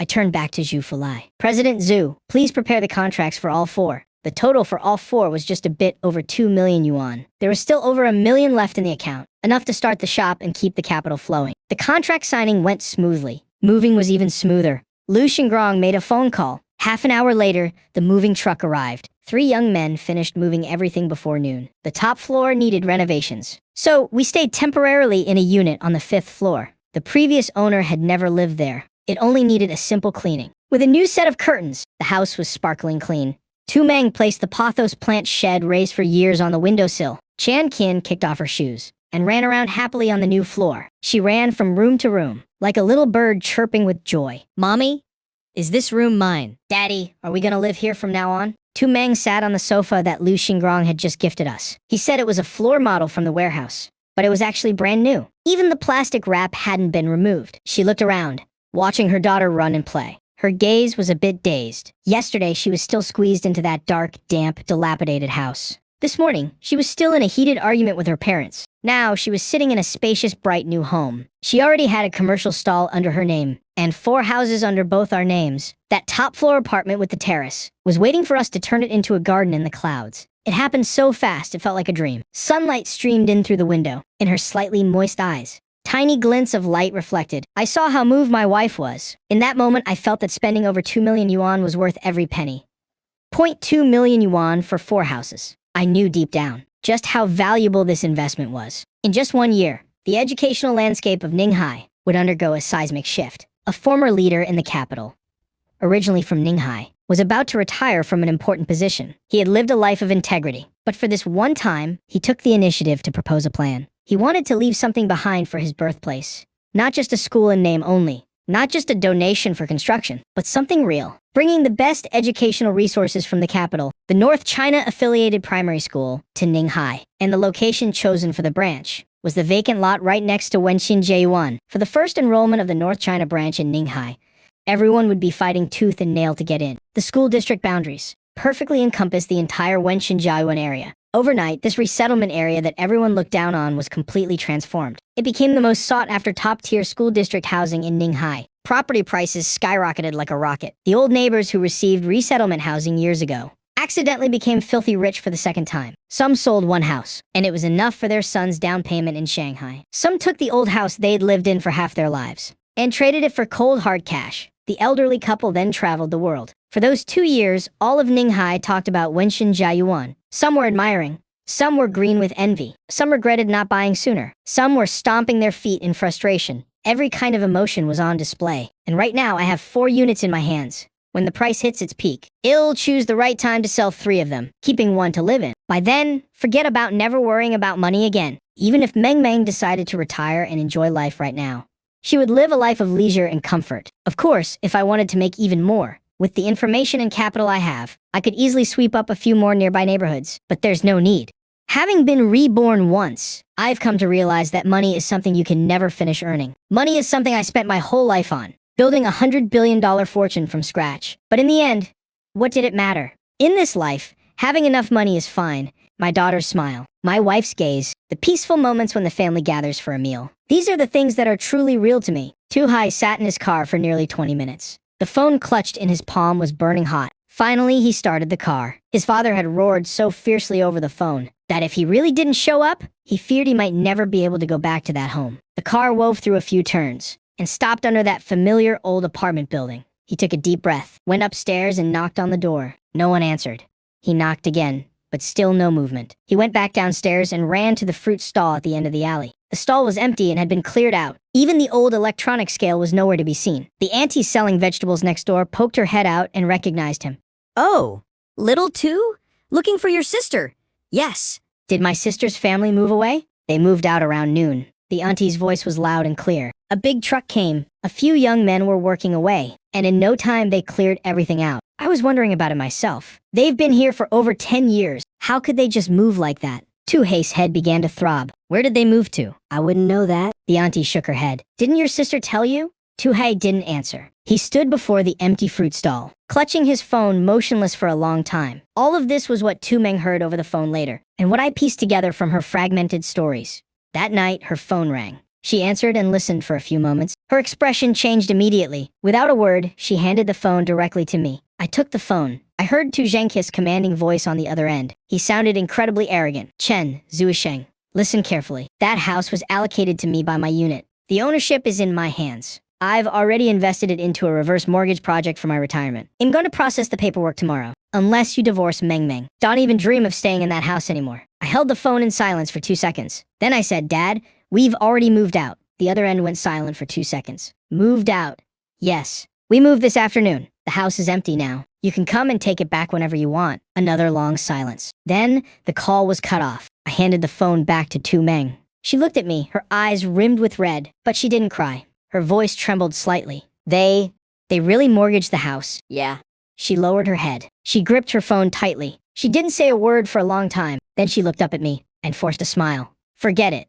We weren't going back anyway. I nodded and pulled her into my arms. The fruit wholesale supermarket at Wanjiahui was renovated and open for business. In the first month, business wasn't very brisk. Tu Meng would sometimes look at the empty shop with a hint of worry in her eyes. I wasn't in a hurry. There was still money in the account. We owned the shop. There was no rent to pay. The top floor apartment was still being finished.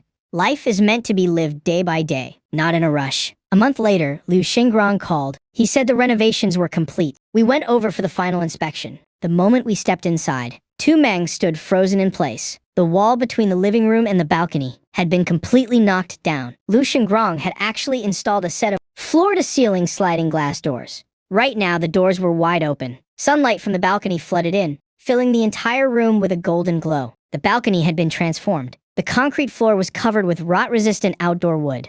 Flower beds were built in the corners, planted with climbing roses and blue plumbago. The trellis was already up, although the vines hadn't covered it yet. Spots of green were already starting to climb. In the southeast corner sat a round rattan table, along with 2 chairs. On the table, there was even a rustic ceramic vase, with a few sprigs of hydrangeas. A glass dome covered half the balcony. It was transparent, letting the sunlight through, while keeping the rain out. Tumang walked in slowly. She looked around for a long time, then covered her mouth with her hand. Her eyes were red with emotion. Chiang Qian was the one who rushed in cheering. She had been downstairs, being shown around by Lu Xingrong's assistant. She had been looking at the apple tree, but when she turned around and saw her parents, and realized her mom was gone, she ran upstairs on her short little legs. As soon as the door opened, she was stunned. Then she let out a wow. She dashed into the living room and spun around. Then she dove onto the rug and spun again. The apple green sofa, the round table, the glass cabinet, everything made her exclaim, "Mommy, it's so beautiful here." I looked at the two of them. Suddenly, the multi-billion-dollar contracts and corporate takeovers from my past life. The moments of glory under the spotlight, none of it compared to even a fraction of this moment. And the good news just kept coming. 2 months later, the fruit wholesale supermarket, which had been quiet, suddenly saw a boom in sales. Part of it was thanks to Tu Meng's beauty live streamer image. This was my idea, I told her. Meng, every day the customers in the shop are new. Why don't you try live streaming? You don't even need to try hard to sell. Just set up your phone and record how you usually sell fruit, how you arrange the stock, and how you chat with the customers. Tu Meng was a bit bewildered at the time. Live stream? Me? I don't know anything about that. You don't need to. Like I said, just be yourself. I prepared 2 outfits for her. Not the flashy kind of live streaming clothes, just simple linen shirts and solid colored aprons. Her hair was tied back in a quick bun. She looked fresh and clean. We didn't use any of those weird filters for the lighting, just a warm-toned ring light shining on the fruit stall. The backdrop was the stall at Wanjiahui. Fresh seasonal fruits were neatly arranged on wooden shelves, with handwritten price tags. They even had Chiangqian's scribbled handwriting on them. In the first week, the livestream only had an average of 3 to 5 viewers. Tu Meng wasn't in a rush. When no one was talking, she just lowered her head and organized the stock. Occasionally, she'd look up and smile at the camera. She'd say things like, "The strawberries are very sweet today," or "The blueberries just arrived." By the second week, one evening, she was scrolling through her phone and saw a farmer selling blueberries directly from their orchard in the neighboring province. He was squatting on the edge of the field, sighing deeply with every breath. Tu Meng watched the video over and over. First thing the next morning, she called the supplier. She placed an order for 500 pounds right then and there. She didn't write a script or anything. She just displayed the fruit on her live stream. She simply mentioned that these blueberries were delicious, and that life isn't easy for the farmers who grow them. She just wanted to help out however she could. That night, hundreds of people suddenly flooded into the live stream room. The comments started flying by. "Shes, so beautiful. Is she really buying these just to help the farmers? I just placed an order to support a seller with a heart." Tu Meng was stunned. She started answering questions, completely flustered. Her face turned bright red. The next day, the platform began pushing massive traffic her way. As soon as she added the support farmers tag, the viewers poured in like a dam had burst. By the third day, orders were jumping constantly, no longer one by one, but page after page, the order printer whirred from morning until night. It hummed incessantly without a single break. It wasn't just online either. The physical store was absolutely exploding. Roadwork began at the main entrance of Wanjiahui. They were renovating the city's underground pipe network. The construction notice estimated a duration of 8 months. With the main gate closed off, vehicles couldn't get through. The crowd that usually headed for the main street shops suddenly swarmed toward the north side entrance. And that north entrance was exactly where Tu Meng and I had our shop. Trucks arrived one after another, forming a long line right in front of my store. Unloading in the front, loading up in the back. Mangoes had just hit the shelves on this side, while on the other side, wholesalers were already waiting with invoices to place orders. "Boss, give me 5 more crates of Jinhuo mangoes. Are there any shine muscats left?" "I'll take 10 crates of cherries." Buying in bulk, remember? In the span of a single day, Tu Meng and I were worked to the bone. Forget having a meal. We had to fight just to find a second to grab a sip of water. When we got home, Tu Meng collapsed onto the sofa. She didn't even have the strength to lift her hand and brush her hair. The next day, I quickly asked Lu Xingrong for help. We hired 5 more people. Only then were we finally able to catch our breath. "Little brother, I found the people you were looking for." Lu Xingrong's voice boomed loudly over the phone. I wiped my hands and tucked the phone against my ear. "Brother Lu." "I'm sorry to trouble you with this. I'm always happy to help the boss." He paused for a moment. Then he started listing them off in detail. 1 truck driver, has a veteran, has 8 years of experience driving heavy vehicles, Class A license, and a perfectly clean driving record. Then there are 2 young women. One studied e-commerce. She used to work at an MCN company. She knows all the tricks for boosting live stream traffic. The other one studied communications. Shez sharp and has an adorable look. Shez a sweet talker, perfect for keeping the energy up in the stream. He lowered his voice. "Little brother, I'm truly impressed by you. How did you know exactly what was going to happen? That roadwork in front of the gate? Was that really from reading feng shui?" I smiled. "Brother Liu? You're in real estate. Whether feng shui is real or not. Daunt, you know the answer to that better than I do? There was a long silence on the other end of the line. Then a hearty laugh broke through. Right. Some things only exist if you believe in them. Little brother, I truly admire your vision. I didn't offer any further explanation. The main gate would be under construction for 8 months. I did indeed know about the underground pipe network beforehand. In my past life, it was for this very reason, that the North Gate became the primary entrance. That once deserted corner was transformed into prime real estate by the sheer flow of people and vehicles. Back then, a feng shui master even made a special trip there. He pointed at the pillar at the North Gate and spoke. He called it the Dragon Pillar suppressing the water. And the shop next to it was the reclining tiger hiding the wind. The rumors made it sound incredibly mystical. And now, I was reaping the full benefits of this location. But even I didn't fully expect that Mang's livestream would become such a massive hit. A barefaced beauty supporting local produce. 340 barefaced beauties supporting agriculture. 220 27 039 097 40 33%. 238 1980 20380. Boosting domestic consumption. 223 80 10 2700 340 348 89 23 203 980. Boosting domestic consumption. Rural revitalization.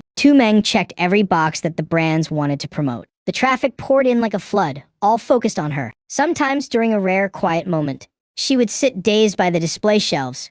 Zuisheng, I did the books today. Last month, between online and offline, we made 1.37 million yuan. That's a profit of 210,000 yuan. Her expression was a bit vacant. Sometimes she wakes up early in the morning, staring at the ceiling, wondering if this is all just a dream. Fearing that when the dream ends, she'll still be in that old cramped dormitory, with Qianqian sleeping against the wall. And her husband still hasn't come home. She trailed off, unable to continue. I took her hand in mine. It's not a dream.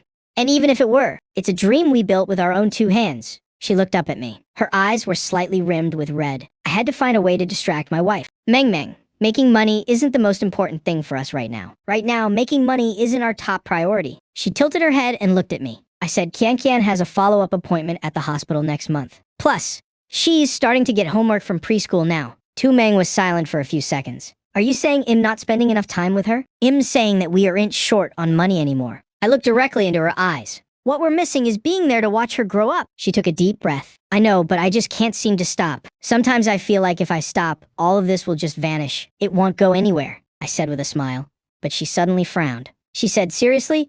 Qianqian starts primary school next year, the nearest public school. The quality of teaching there is very mediocre. The good schools in the city either require residency, or you have to pay a massive choice fee. Houses near the top schools in the city center, even the old rundown ones, are 40 to 50,000 yuan per square meter. A small 50 or 60 square meter flat would cost over 3 million yuan. She spoke faster and faster, as if something was driving her to keep racing forward. No, I have to earn a bit more. Seeing her like this, I didn't know whether to laugh or cry. Meng, don't worry. Our daughter is very blessed, and blessed people can afford to take it easy. She was stunned for a moment. Clearly, she didn't quite understand what I meant. I couldn't tell her about the North China Practice Elementary School just yet. The time wasn't right. Once that news is officially announced, half of Ninghai will go absolutely crazy. The fruit wholesale business was like a rolling snowball, getting bigger and bigger with every turn. The company registration was complete. I was the one who chose the name, Mengsheng Fruits. When Meng saw the business license and saw our 2 names side by side,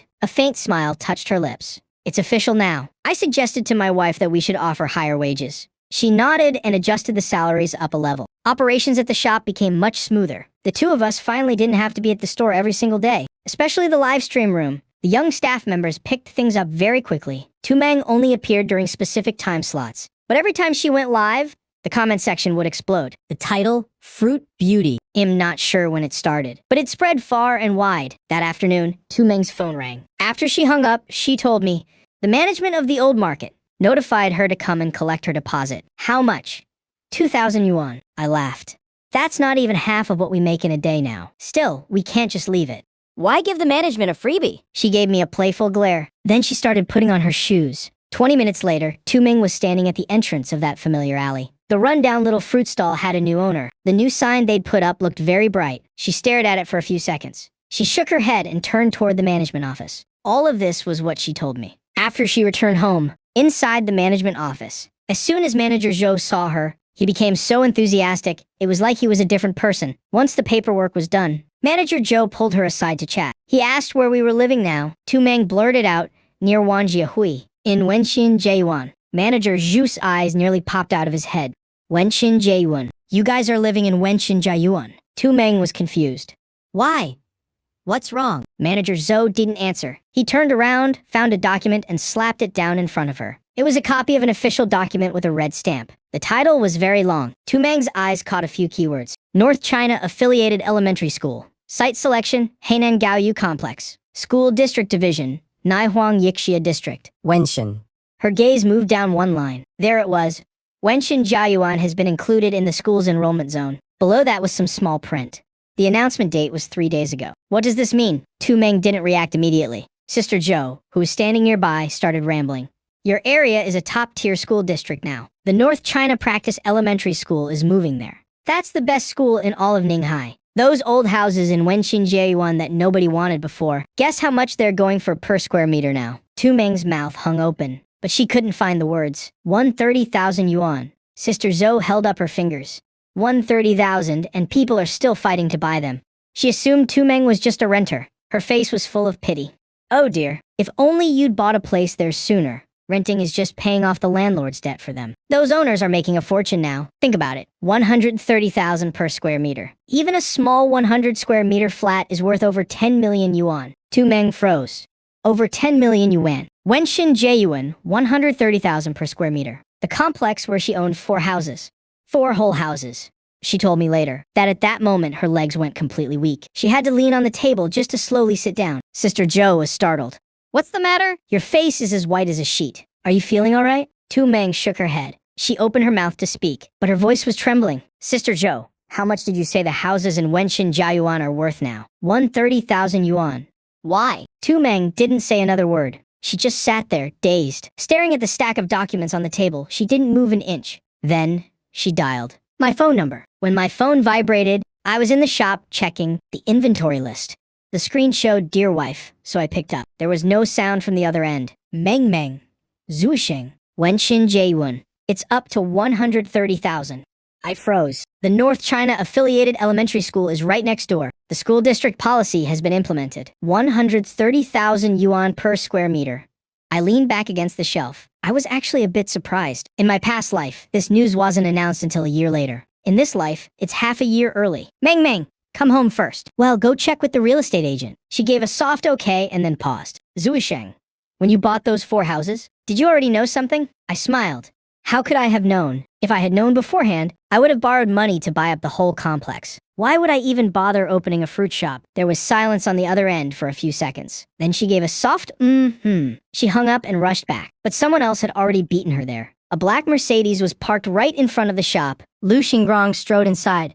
Little brother, you've heard about the school district news for Wenxin Jiayuan, right? I set the order form down. I just found out.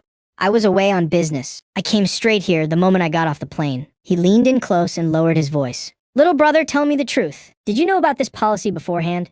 I let out a slow smile. Brother Liu, if I could predict school district changes, why would I still be in the fruit business? Lu Xingrong stared at me for a few seconds. Finally, he let out a loud laugh. Little brother, there are plenty of lucky people in this world, but nobody is ever as lucky and precise as you are. I just smiled and didn't reply. When Tu Meng returned, her face was still flushed. The 3 of us went straight to Fly High Real Estate. We could tell something was up the moment we arrived. A massive crowd was gathered outside. The doors were nearly bursting from the pressure of the people. Inside, it was even more packed. Are there any units left in Wenxin Jiayuan? I don't care about the layout. I'll pay cash. Zhou Fulai squeezed his way out from the crowd. He was drenched in sweat. His eyes lit up the moment he saw me. He rushed over to greet us. Mr. Chen, you're here. The customers nearby all stared in confusion. Why was this agency boss acting like had just seen his own father? I smiled. Manager Zhou, business seems to be going well. It's all thanks to you. Zhou Fulai bowed and scraped. He led us into a small private lounge. Mr.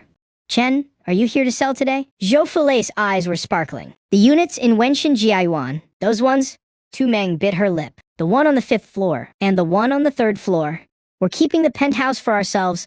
As for the last one, let's just wait and see. Zhou Fulai nodded repeatedly. He started doing the math. His pen scratched across the paper as the numbers appeared. He pushed the paper toward me. Mr. Chen, the 5th floor unit is 98 square meters. A conservative estimate would be 12.5 million yuan. The 3rd floor unit is 95 square meters. That's about 12.3 million. Together, that's 24.8 million yuan. I saw Tu Meng's fingers tremble slightly. I nodded. Fine, let's go with that price. Zhou Fulai kept nodding. Then he remembered something. Mr. Chen, about the commission. I laughed. Manager Zhou, you can't waive it this time, can you? Zhou Fulai was stunned for a moment. A complex look crossed his face. Mr. Chen, last time you told me that you'd let me earn the commission back next time. I thought you were just being polite, so I didn't take it to heart. But you actually came back. He looked at me with an intense, burning gaze. Lu Xingrong's eyes swept over us. Tu Meng also turned to look at me. I gave a small smile and put my arm around Tu Meng's shoulders. It has nothing to do with me. It's because my wife is as kind-hearted as she is beautiful. Hearing that, Tu Meng's face turned bright red. She gave me a playful little smack. My phone vibrated. 24.8 million yuan had been deposited into the account. I took a quick glance and tucked the phone back into my pocket. But Tu Meng couldn't stop staring at her own phone screen. She checked that string of numbers over and over. She even pointed at them with her finger, counting the digits several times before finally looking up. Zuisheng. Am I a multimillionaire now? I nodded. That's right. But I don't feel any different. She frowned, looking completely bewildered. The numbers are in the phone. The house is still right there. The shop is still as busy as ever. How did I suddenly become a millionaire? Lu Xingrong, standing nearby, burst out laughing. Sister-in-law, a wealthy person has to live like a wealthy person. That's the only way to really feel it. Little brother, take my advice. Move into a big villa. My company has a project over at Quihu. We just released a batch of detached villas. The environment is great, and they're very private. They have gardens and garages. I'll save the best one for you. Consider it my way of saying thank you. He spoke with total sincerity. I understood exactly what he was thinking. Now that the school district news for Wenxin Jiayuan was out, the value of the houses Head hoarded and his shares in one Jiahui had skyrocketed even more than mine. His profits from this were no less than if Head developed 2 entire real estate projects. He wanted to build an even closer bond with me, but I shook my head. I appreciate the offer, Brother Liu, but we aren't moving. Tu Meng, standing beside me, nodded vigorously. Exactly. I'm not tired of that sunroom in the penthouse yet, and the roses on the balcony just started blooming. I have to go out and look at them every morning. It would be such a shame to leave them behind. When she said those words, her voice carried the kind of excitement only found in young girls. I looked at her, and the resolve in my heart grew even stronger. In my past life, there wasn't a single luxury villa I hadn't lived in, but those massive, empty houses, walking back and forth alone, the echoes were louder than any human voice. Now with the 3 of us together, huddled under the warm glass dome on the rooftop, sipping tea and watching the stars. It was better than any extravagant mansion could ever be. Seeing us both shake our heads, Lu Xingrong didn't push the matter. Instead, he immediately pivoted to a new idea. All right, if you don't want to move, then forget it. But what about a car? Right. A car. With the way your business is going now, you really ought to have a decent vehicle. You'll be dealing with clients later on. You can't keep using a delivery truck to get around forever. He paused for a moment, then added another point. Besides, my sister-in-law is the fruit shishi now. If She's seen taking the bus, her fans definitely won't stand for it. That last comment made Shuming burst out laughing. She glanced at me, her eyes showing a hint of hesitation. I thought about it for a second and nodded. All right, there is an auto show next week. Let's go take a look. Half an hour later, we returned to Wanjiahui. Before the car even came to a full stop, I sensed something was wrong. A crowd had gathered in front of the shop. What was going on? Were they customers or just onlookers? Several men were blocking the entrance, hands on their hips and cigarettes dangling from their mouths. Through the hazy smoke, they radiated pure malice. My heart sank. I pushed the car door open and strode forward, shoving through the crowd. When I saw the state of the shop, my blood boiled. The live stream tripod was smashed on the floor, and the phone screen was shattered into pieces. The fruit baskets that were usually neatly arranged had been kicked over and trashed. Ogan tangerines were rolling all over the floor. The female employees were cowering in a corner, their faces pale with terror. Right where the live stream usually took place, the spot where Shumang always sat, was a middle-aged man. He had a buzz cut, a gold chain as thick as a thumb around his neck, and was sitting with his legs crossed. He was casually rotating 2 feng shui walnuts in his hand. He squinted at me, not even bothering to stand up. You, the boss? I glanced around the shop, my voice flat.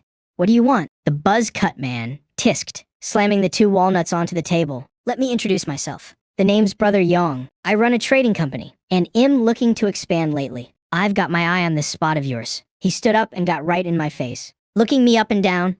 This place is nice. Right by the north gate and set up for live streaming. Business must be booming, huh? I didn't say a word. He continued. I'll give you a price. 50,000.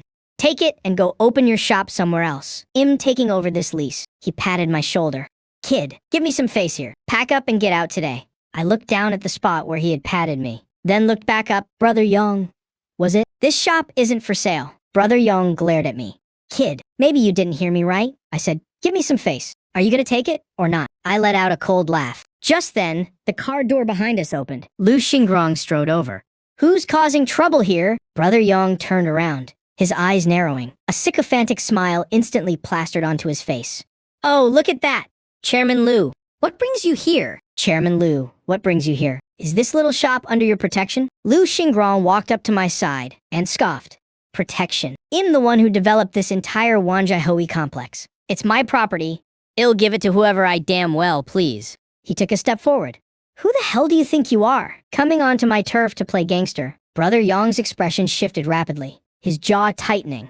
In the end, he had no choice but to swallow his rage. President Liu, why put it like that? I just came here to talk business. Harmony brings wealth, right? Talk business. Lu Xingrong pointed at the smashed tripod on the floor, and the bruised fruit scattered everywhere. Is this how you talk business? Brother Yong gave a forced laugh but didn't answer. He turned his head to look at me, his eyes full of venom.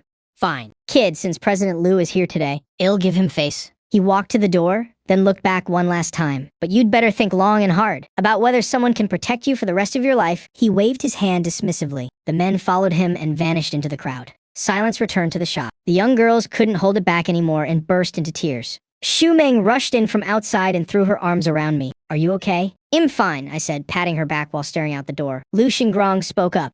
Listen, kid, that guy, Lu Young, specifically targets successful shops. He keeps a pack of thugs under him. He only left today because of me. But He's not the type to let a grudge go. In the future, you'll have to, I know. Brother Lu, thank you for today. I didn't say anything else. I just quietly knelt down and picked up the sugar tangerines scattered on the floor, one by one, carrying them back to the kitchen. The next day, the police station suddenly called me. Is this Chen Zuisheng? Your driver, Sun Jian, just got into a fight with some people. He's in the hospital right now. I froze.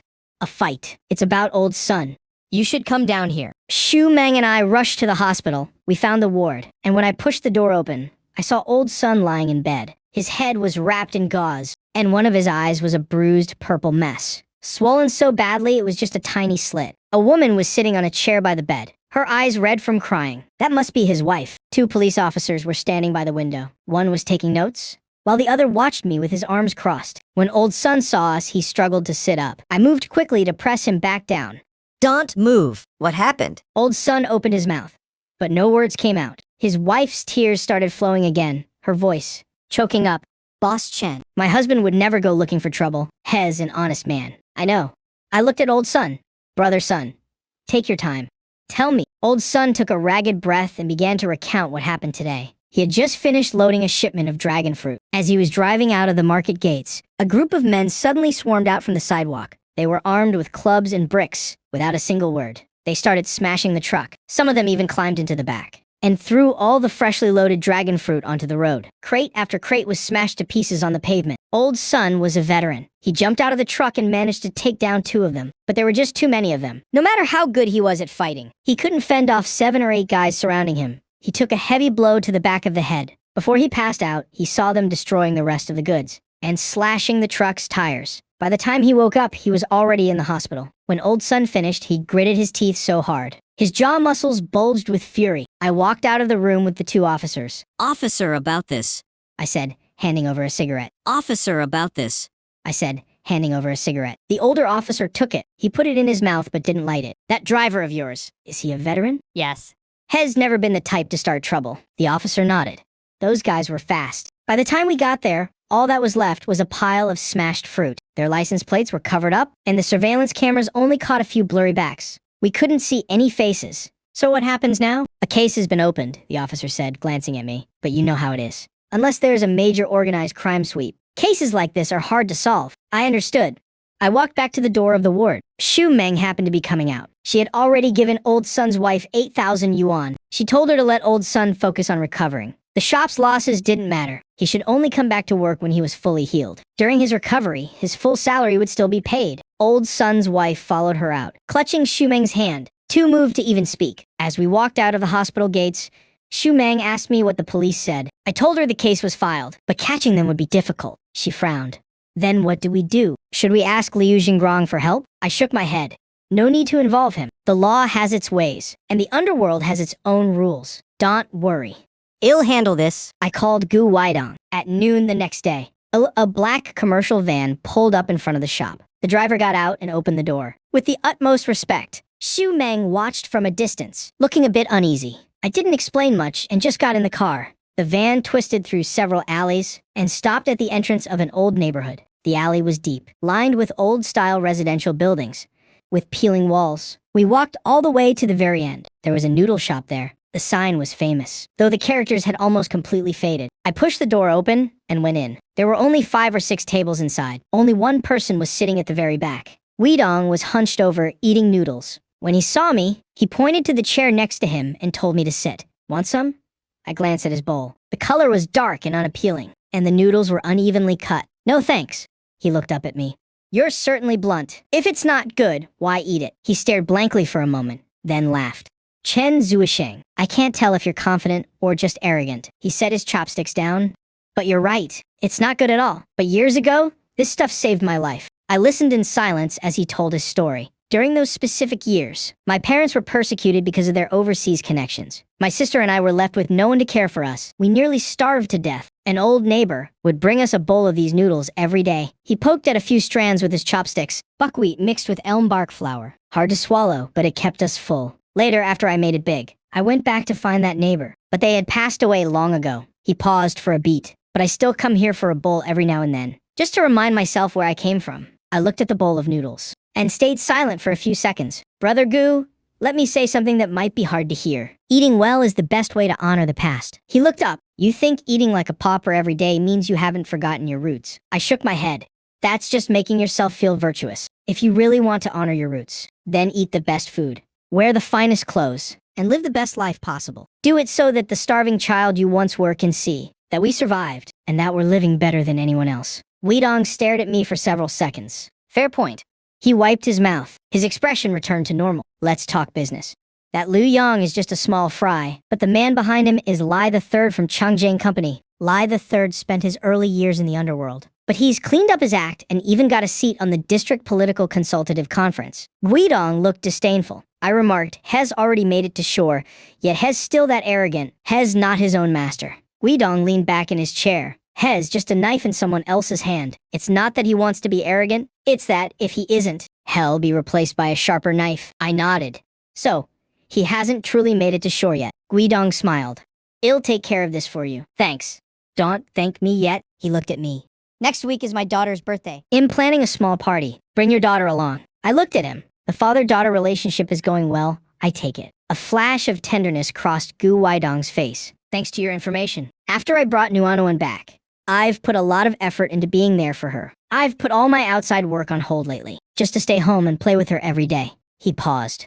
She grew up without a father. Now she has one. But she doesn't have many friends. I want to introduce her to some kids her age. How old is your daughter? 5. My Nuanuan is 6. Perfect.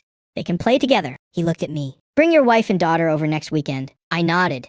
Will do. When I got home, Xu Meng was watering the roses on the balcony. I told her everything. When she heard, the watering can in her hand stopped midair.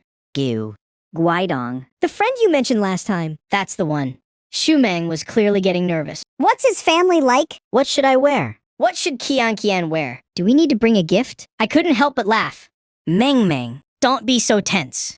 She took a deep breath. I've just never been to an occasion like this. This Gu Weidong you keep talking about. I've heard you mention him a few times. He sounds like Hez from some prestigious, noble family. I thought about it for a moment. The patriarch of their family is indeed a Gu. They really are a prestigious lineage. Xu Meng's face went pale, but then I quickly added, as for Gu Weidong himself, he's the biggest black sheep in that house. We hit it off because we're both kind of good for nothings. Hez just a guy drifting through life. Xu Meng shot me a glare. I put my arm around her shoulder and told her not to overthink it. Tomorrow, I'll take you and Qian to buy some clothes. Then, well, head to the auto show to pick out a car. Well, drive the new car next week. Well, show up in style and make you proud. They're really just an ordinary family. Maybe even a bit less well-off than us right now. She was amused by my teasing and gave me a playful swat. The next day, Eat the most high-end women's boutique in the Ninghai shopping center. I picked out a cream-colored dress for Xu Meng. She took the dress into the fitting room. A few minutes later, the door opened and she stepped out.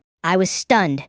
The dress fit her perfectly. The cream color accentuated her porcelain skin, with her hair draped over her shoulders. She looked down at me shyly. In that moment, I suddenly remembered all the stars and models I had seen in my past life, but not one of them could make my heart race like this. "Does it look okay?" she asked softly. I didn't answer. I just stared at her. The sales assistant standing nearby whispered, "Ma'am, this outfit was practically made for you." Xu Meng pursed her lips and smiled, looking at herself in the mirror. Then she picked up the price tag. The smile on her face instantly froze. She turned around, her eyes wide with panic. "Honey, this one dress is 6,800 yuan. I handed my card to the assistant and pointed to another outfit on the rack. That set and the skirt next to it. Bring them all for her to try on. Xu Meng quickly grabbed my arm, lowering her voice. "It's too expensive." I ignored her and nodded to the assistant. "Go ahead." The assistant's eyes lit up and she hurried over to the racks. A few minutes later, the fitting room door opened again. She stepped out in a navy blue velvet gown. The plunging neckline fit her perfectly. The waistline was tailored with incredible precision. No need to try anything else. This light gray knit set, and that minimalist black dress too. Every single one looks amazing. It's not because the clothes are beautiful. It's because you look beautiful in everything you wear. Wrap them all up for me. After swiping the card, the employee handed back the card with both hands. "Sir, ma'am, let me package these for you." Just then, Qian tugged on my hand. "Daddy, I need to go to the bathroom." I leaned down to look at her. "All right, Daddy will take you." I turned to Xu Meng. "Wait here, okay? Just take the bags and keep an eye on our things. I'll take Qian to the restroom." "Well, be right back," she nodded. I led Qian toward the mall's restrooms. I only found out later that shortly after I left, two young women walked past the store. One of them happened to glance inside and suddenly stopped in her tracks. Cousin. Xu Meng turned around and was stunned to see who it was. This girl, Zhao Yu, was Xu Meng's cousin, Lu Xiaoyu. Lu Xiaoyu hurried inside. She looked her cousin up and down. "It really is you. I thought I was seeing things." Xu Meng smiled. "What are you doing here?" "I have a dinner date with a classmate." Lu Xiaoyu's gaze lingered on her cousin, specifically on the dress she hadn't had time to change out of yet. "Cousin, are you buying clothes here?" Xu Meng awkwardly tugged at the hem of her dress. "No, I'm just looking around." Another girl beside her stepped in as well. She observed Xu Meng curiously. Lu Xiaoyu suddenly realized, "This is my cousin." "Cousin, this is my classmate. We're gonna grab a bite together?" "Nice to meet you." Xu Meng nodded to the girl. "Nice to meet you." Xu Meng nodded to the girl. Well, head upstairs first. "I'll call you later." Lu Xiaoyu pulled her classmate outside. As soon as they left the shop and turned the corner, the friend immediately pulled Lu Xiaoyue back. "Zhao Yue, your cousin is seriously rich." Lu Xiaoyu was stunned. "Rich? No way. Everything in that shop costs at least several thousand yuan." The friend glanced back. "I just saw a huge pile of clothes on the counter. She must have bought all of them. For real." Lu Xiaoyu slowed her pace. "I heard my wife ran into her cousin by chance. I didn't pay much attention to it." 2 days later, we went to a car show. Our goal was clear. Regarding the commercial vehicle, Xu Meng had already cautioned me on the way. "Hubby, let's not buy anything too expensive. Something around 100,000 to 200,000 yuan is fine." I nodded. Whatever works. In my past life, what kind of luxury car hadn't I driven? To me, cars were just a means of transportation. We entered the exhibition hall. We followed the crowd. As we passed the Volkswagen booth, Qian suddenly stopped. "Daddy, look, Daddy." She pointed at a car, her face full of excitement. It was a classic-style Beetle, pastel pink. Amidst a forest of cold metal machinery, it looked like a fairy tale that had lost its way. It's so cute. Qian tugged my hand. "This car would look great on Mommy, and it suits me too." I looked down at her. "Do you like it?" The little girl nodded vigorously. I looked over at Xu Meng. She didn't say anything. She just quietly admired the car. Her gaze was incredibly gentle. Then she softly asked me how much it cost. I knew that look all too well. She clearly liked it but was afraid it was too expensive. She was secretly doing the math in her head. I waved over a sales consultant. "Hello, sir.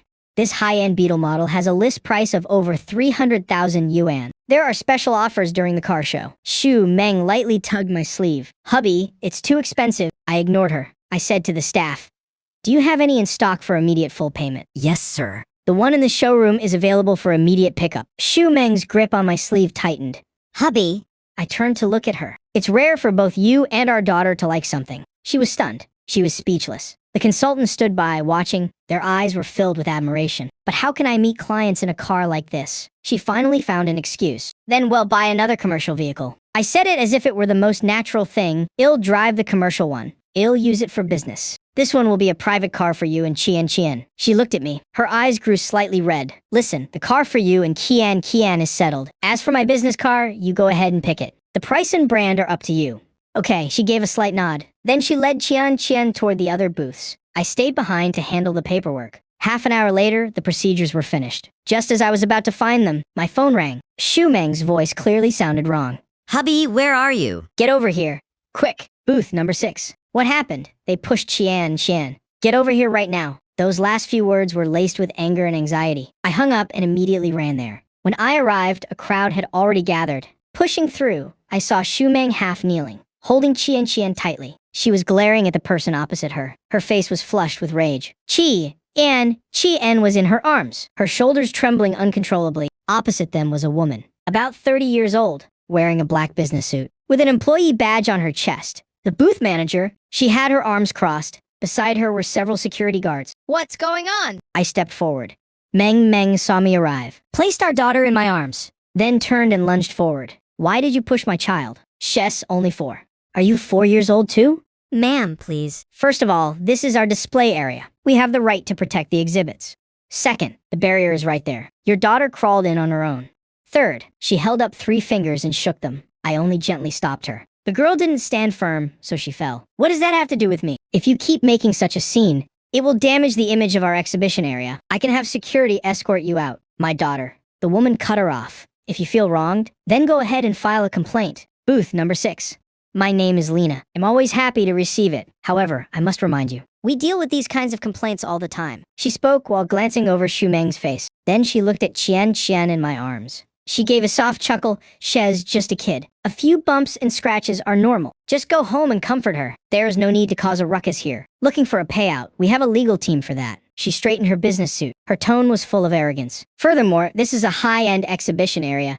We only serve high net worth clients. Different levels of wealth naturally mean different levels of service. If your assets meet the standard. She leaned in slightly, stepping a bit closer. She lowered her voice, but ensured everyone around could hear. I'd even kneel and lick your shoes. The question is, are you worthy? After hearing Meng's explanation, I roughly understood the situation. My daughter saw that great moonlight car. She thought it would suit her daddy perfectly, so she wanted to go up and take a look. The barrier rope was set at an adult's height. The red rope was right at the top of Qian's head. She didn't notice it at all. That woman named Lena just pushed Qian down. I took a step forward and put my arm around Meng. I placed Qian back into her arms. I looked at Lena, my tone calm. Manager Lin, was it? You just said different statuses receive different services. I think that makes a lot of sense. The corner of Lena's mouth curled up. She thought I was backing down. I didn't even bother with her. I turned to look at the flustered employees. Near the display platform, there were 5 cars parked in a row on the platform. Lena had just mentioned one was already reserved. The other 4 were still available. I pointed at those 4. It'll take all 4 of these. What? Lena was stunned. The other employees were also dazed. I repeated myself 4 cars. Full payment. Issue the invoice. No one moved. I looked at them. What? Do you think I don't have the money? I pulled my bank card from my pocket and placed it on the nearby table. Then I pulled out a bank receipt, the one from swiping for the Beetle at Volkswagen earlier. With a thud, I slammed the receipt onto the table. This is the receipt from Volkswagen. You can take a look. A young girl with a ponytail hesitated, then walked over and picked up the receipt. She took one look, and her eyes instantly widened. She instinctively covered her mouth. Then she looked up at me. Her gaze had completely changed. Meng was no longer in the mood to be angry. She hurried over and grabbed my arm. Even if we buy, we're not buying from them. I pulled her down to sit. I patted the back of her hand. Trust me. When the paperwork was nearly finished, I suddenly leaned down. I took off one of Meng's high heels and tossed it in front of Lena. Lena stared at the shoe on the ground. Her face instantly turned as red as a beet. Manager Lin, I wonder if I've reached your standard for high-end customer service yet, I asked. Her lips trembled, but she couldn't say a word. The crowd around us was growing larger. Some were whispering. Others were holding up their phones to record.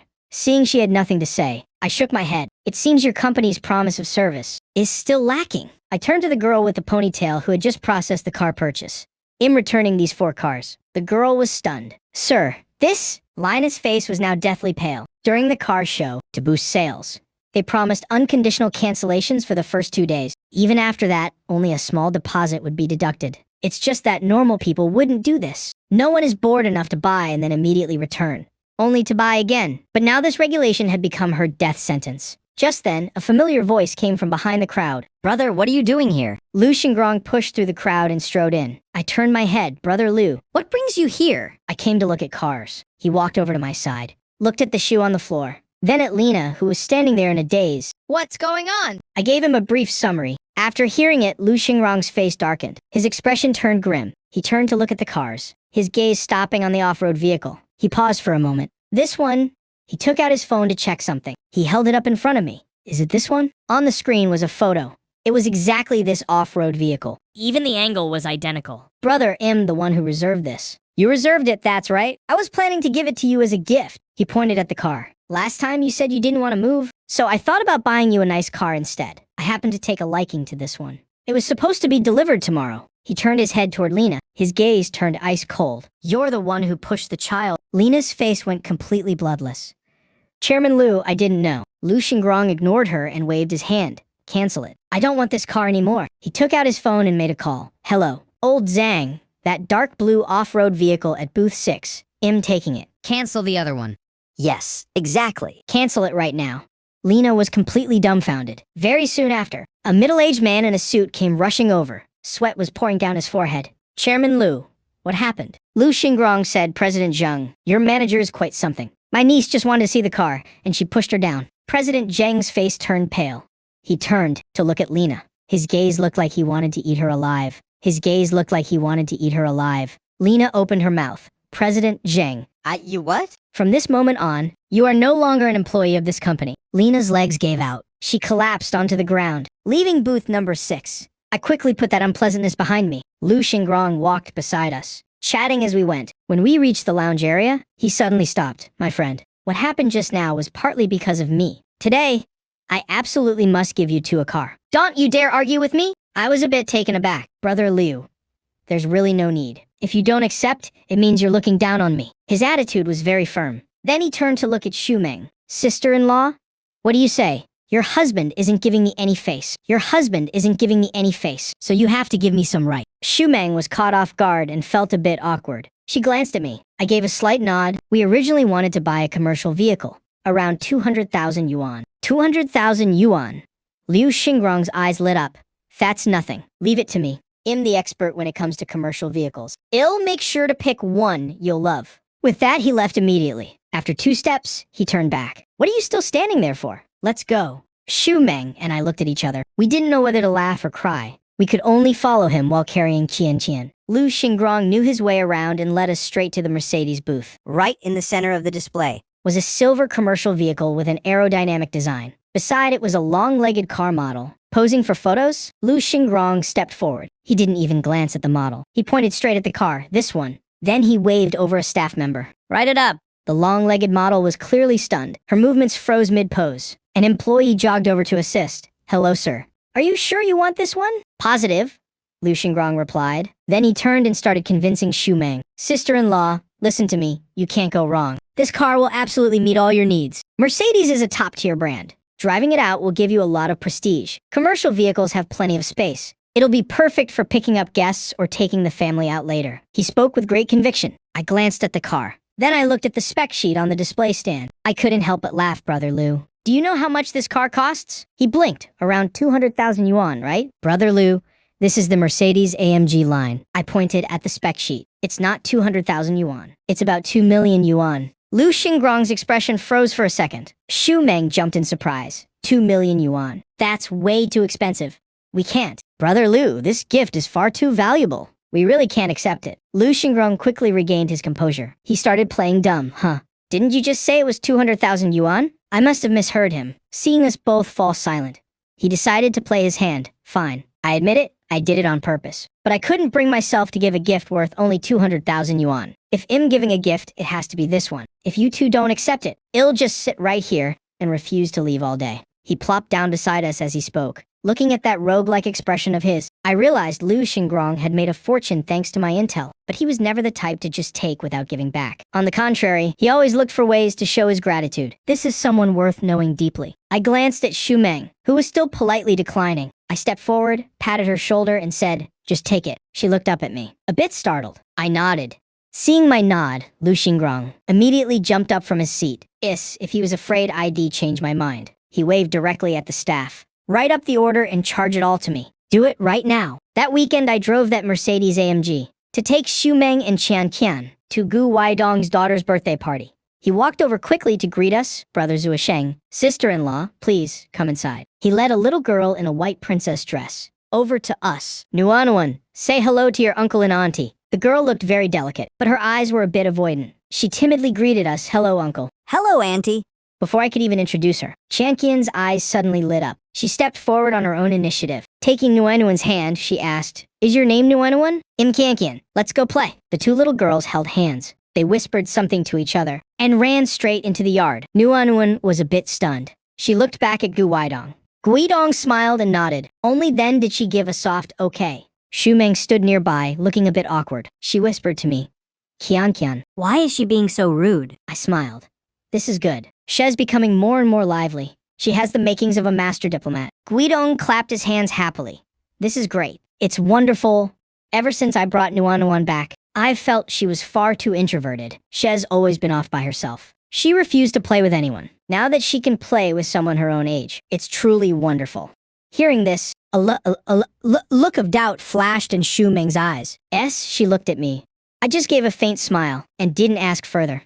This was their private business. Guidong was very perceptive. He took the initiative to speak. "Brother Chen knows all about my situation. The child has been found and brought home, but her mother still hasn't forgiven me." I nodded to comfort him. "Just take it slow. Some things can't be rushed. It's best to just let nature take its course." After hearing that, he was clearly heartened. "Brother, hearing you say that puts my mind at ease." Shu Meng stood by, witnessing this scene. Her eyes filled with surprise. She didn't expect such a successful man to listen to me so intently. "I'll go check on the kids." With that, she walked toward the garden. Wait, Weidong took the opportunity to pull me aside. "Brother, come. Sit in the study for a bit." The study was on the second floor. As I stepped inside, I paused for a moment. An old man with graying hair was sitting there, holding a teacup and sipping slowly. "Old Master Gu." Weidong looked a bit embarrassed. "It's mainly my father who wanted to meet you. He was afraid you wouldn't want to come, so he didn't tell you in advance." I stepped forward to greet him. "Greetings, Elder." Old Master Gu set down his teacup, stood up and nodded at me. "Young friend Chen, please, have a seat." He personally poured me a cup of tea and offered it with both hands. "Young friend Chen helped me find my granddaughter. This old man must offer a cup of tea in gratitude, no matter what." I accepted it with both hands. "You're being too kind, Elder." I didn't help Brother Gu without my own motives. Old Master Gu nodded. "I know it was for your daughter." He pointed toward Gu Weidong. Wasn't he doing it for his daughter as well? This was a good thing for both sides. He paused for a moment, his eyes sharp and piercing. "Of course, this old man wanted to meet you, young friend Chen. Not without my own motives either." I understood immediately upon hearing that. I set down my teacup. "Please, go ahead, Elder." He spoke slowly. "I heard from Weidong that you are very proficient in the art of divination. So, I would like to ask you to read a fortune for this old man. Since Old Master Gu requested it, I couldn't refuse. Regarding the Gu family's affairs, I already knew a thing or two. The Gu family wasn't like other prominent domestic families. Their main influence was overseas. Years ago, when the domestic economy opened up and was in dire need of foreign investment and technology, Old Master Gu seized the opportunity and brought in a great deal. Combined with his time studying abroad, he built relationships with several founding elders, helping the Gu family gradually enter the domestic market. Their business map eventually expanded into the political sphere. This background had its pros and cons. On one hand, it was hard to truly integrate. They were easily seen as outsiders. On the other hand, they maintained a certain prestige, free from the grudges of other factions. When other families expanded their interests overseas, they often needed the Gu family's help. Thus, everyone gave the old master a fair amount of respect. But there was one incident that caused the Gu family to offend a top-tier domestic family. Years ago, the Gu family donated a batch of antiques to a museum. A few years later, one of those items suddenly appeared at an auction. The old master assumed the museum had stolen and sold its own collection. He was furious. He insisted on a full investigation, but he didn't realize that the antique had been borrowed by a high-ranking veteran official. To investigate was to offend powerful people. In the end, Gu Weidong's older brother, Gu Weihong, chose to take a step back and drop the matter. This bit of history flashed through my mind. I looked at Old Master Gu, nodded, and asked, "What would you like to know about fortune and misfortune?" He paused for a moment. "The future fortune of the Gu family." I pondered for a second. "Then please, Elder, write a single character." He picked up a brush and wrote the word "ding" on the paper. I looked at the character, then back at the old master. I understood clearly, but some things cannot be said directly. However, I could offer a few hints. I picked up the brush and wrote a poem beside it. "A golden tripod in dust and sand for 20 autumns. Why return to the east? Zhao shall rise without a care. Floating clouds hide the sun, but the storm must soon break. Just watch the river waters flow endlessly to the east." Old Master Gu looked at the poem, his brow furrowing slightly. He looked up at me, a flash of disappointment in his eyes, though he quickly hid it. He nodded calmly. "Many thanks, young friend Chen." He folded the paper. He spoke to Gu Weidong. Prepare a gift of gratitude to thank young friend Chen on my behalf. I stood up and waved it off. You're being far too polite, elder. There's no need for gifts. It was just one character, hardly worth mentioning. With that, I turned to take my leave.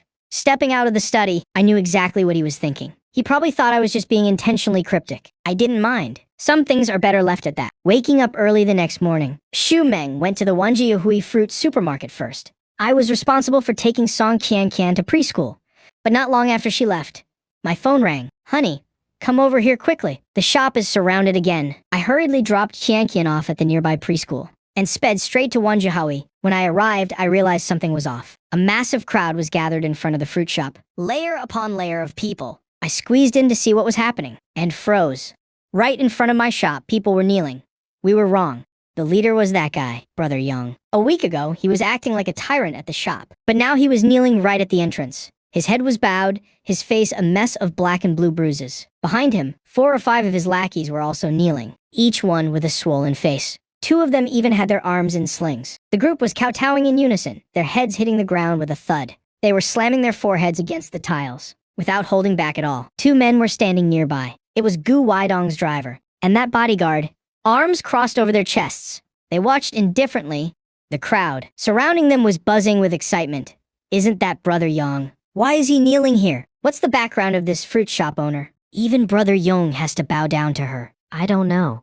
She looks quite young. I didn't expect her to be such a formidable figure. I didn't have time to listen to their gossip and hurried into the shop. Xu Meng was sitting behind the cash register, her face expressionless. She just sat there silently, but I knew her too well. Her hands were gripping her cup so hard her knuckles were white. I walked over and took her hand. It was ice cold. She looked up at me, her eyes rimmed with red honey. They were already kneeling here the moment I opened the door. It scared me to death. I was a bit speechless. Everyone thought she was tough, but it turns out she was terrified inside the shop. I gently patted the back of her hand, then turned and went outside to find the driver. What's going on here? The driver's attitude was very respectful. Mr. Chen, these are the boss orders. He said, these people must kowtow and apologize. They are to keep kowtowing until you and your wife are satisfied. How many times have they done it? If you haven't said you're satisfied, they'll just keep going. I nodded. I walked over to Brother Yang and crouched down. Brother Yang looked up at me, his face drenched in sweat. His forehead was already rubbed raw and bleeding, blood mixing with sweat as it dripped down. Brother Yang, we meet again. I looked at him. You're the one who ordered the truck to be trashed. Right. And your people threw away the dragon fruit too. The driver was also beaten by your men. Tell me, how should we settle this? How about you leave a hand behind? His face turned deathly pale. He started kowtowing frantically again. Big brother. I was wrong. I was blind not to recognize your greatness. Ill pay. Ill compensate for everything. Pay money? Yes, yes, yes. The truck of fruit. The medical bills, ill pay double. Triple even. I waved my hand.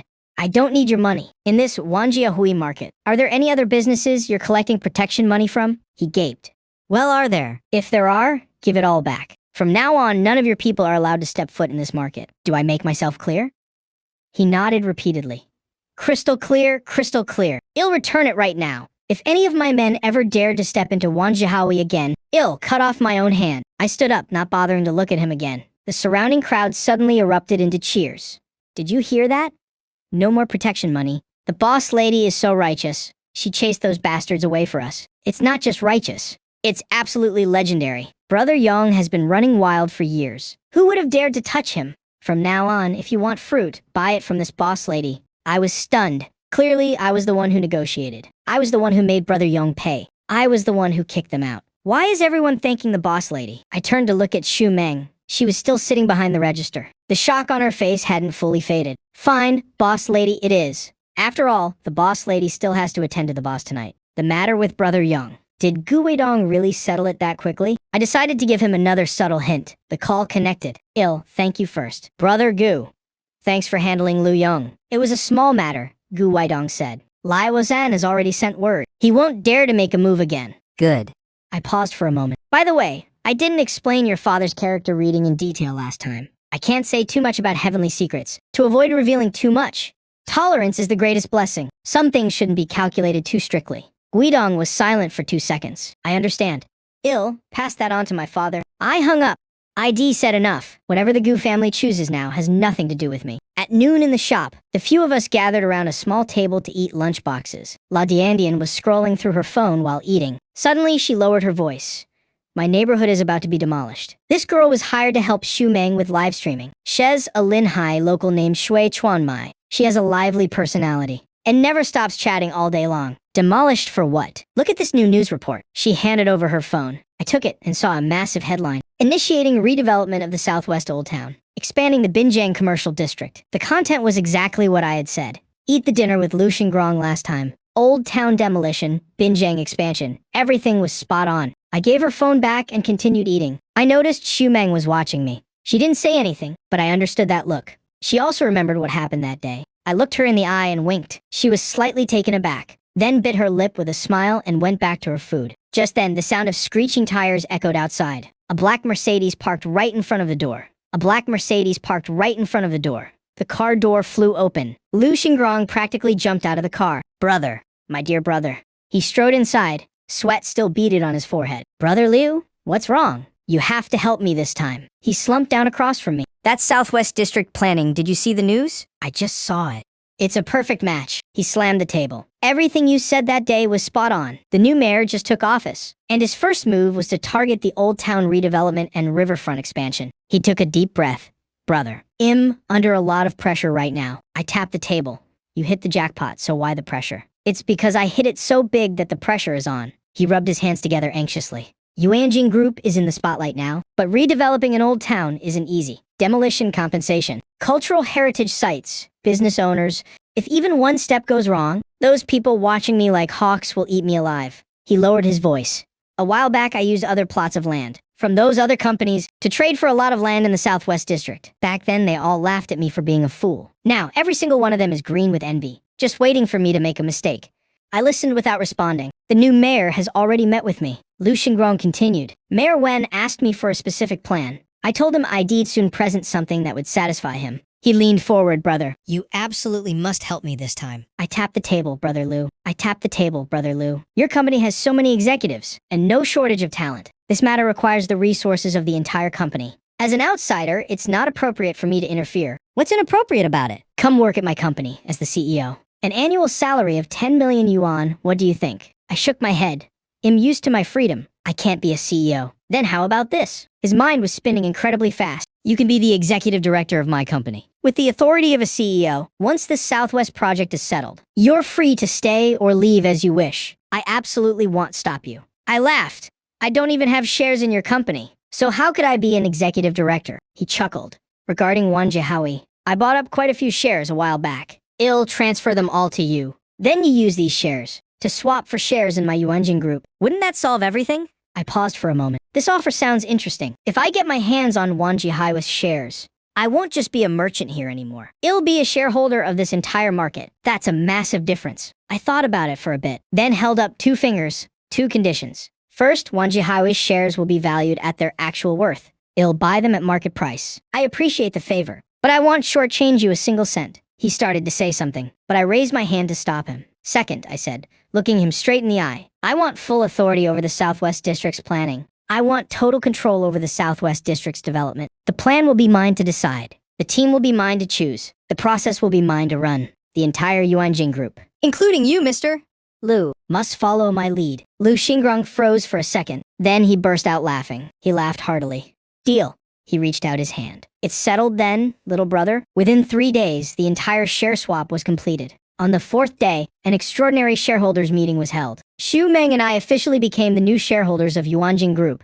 Although her stake wasn't large, a shareholder is still a shareholder. This morning before heading out, she spent nearly 20 minutes in front of the mirror. She wore a navy blue business suit. Her hair was tied up, revealing her pale neck. I was stunned for a moment. It was the first time I'd seen her dressed like that. She looked like the perfect corporate lady. The shareholders meeting ended quickly. I became the CEO. Xu Meng sat in the back row. She quietly observed the board of directors throughout the session. Wait, let's go meet a few people. After speaking, Lu Xingrong tried to pull Xu Meng along. Sister-in-law, you're a shareholder now too. Come, listen in. Xu Meng looked at me, her eyes full of anticipation. I nodded. Let's see what they have to say. The boardroom was packed with management. Familiar faces nodded in greeting. Strangers watched with scrutinizing eyes, some even with contempt. Especially the man sitting at the head of the table on the left, a man in his 50s with a square jaw. His eyes were filled with clear hostility. Lu Xingrong whispered, "That's Wu Quan." The general manager of Yuanjing, With you here, his authority is going to be stripped away. After Lu Xingrong announced the appointment, he added emphasis. From now on, if Mr. Chen and I have different opinions, Mr. Chen's word is final. A wave of murmurs erupted below. The corners of Wu Quan's mouth twitched downward.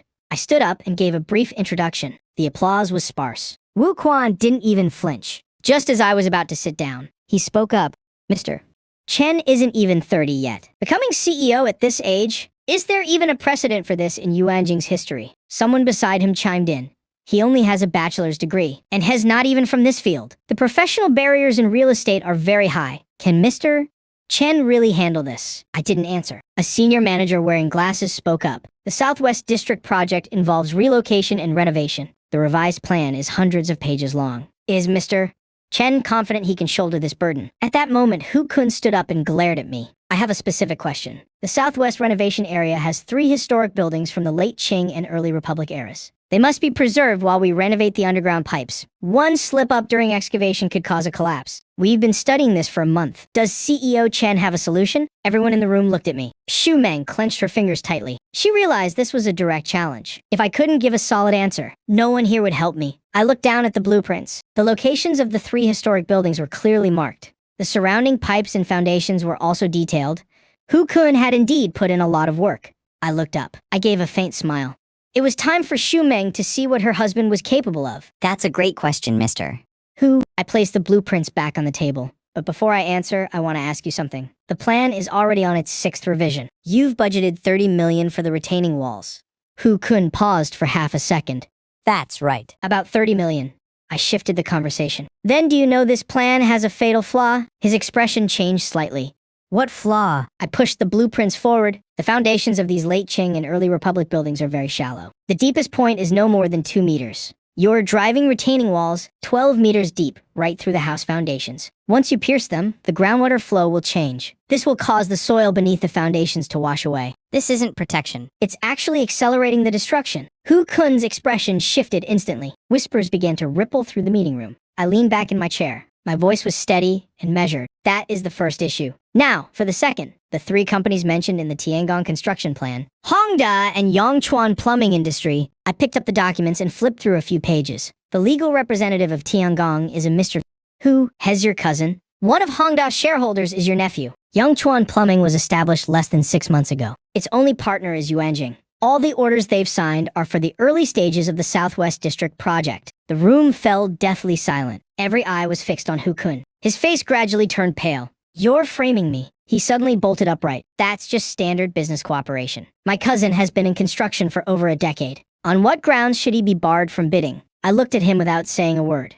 I waited for him to finish his outburst before speaking calmly. Manager Hu, I haven't even said there was a problem yet. Why are you getting so worked up? He was left speechless. I turned to the CFO. Director Li, please bring me the financial reports. For these 3 companies from the last 2 years, Lu Xingrong nodded and went to get them. 3 financial reports were placed in front of me. I picked them up but didn't open them. I just held them while staring at Hu Kun. Manager Hu, you've been with Yuanjing for 17 years. Manager Hu, you've been with Yuanjing for 17 years. Manager Hu, you've been with Yuanjing for 17 years. I'll give you 2 choices. First, resign now. I'll act as if nothing happened. I won't even open these reports. Second, I open them. And then the person you'll be facing won't be me. But the full extent of the law. The room was so quiet you could hear a pin drop. Everyone was waiting. He stood there. Hands braced against the table. 1 second, 2 seconds, 3 seconds, then he slowly bowed his head. I resign.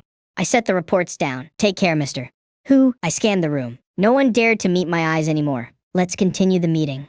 My first act as the new official was to burn Hu Kun to the ground. By that afternoon, the news had spread throughout Yuanjing. The effect was immediate. Over the next few days, the policy implementation went incredibly smoothly. Every department cooperated fully. If I needed data, I got data. If I needed people, I got people. No one dared to pass the buck. I led the team, working nonstop for a week. Finally, we produced the results. On the afternoon, the plan was finalized. I gathered the whole team. We reviewed everything from start to finish. When I finished, the room was silent for a few seconds.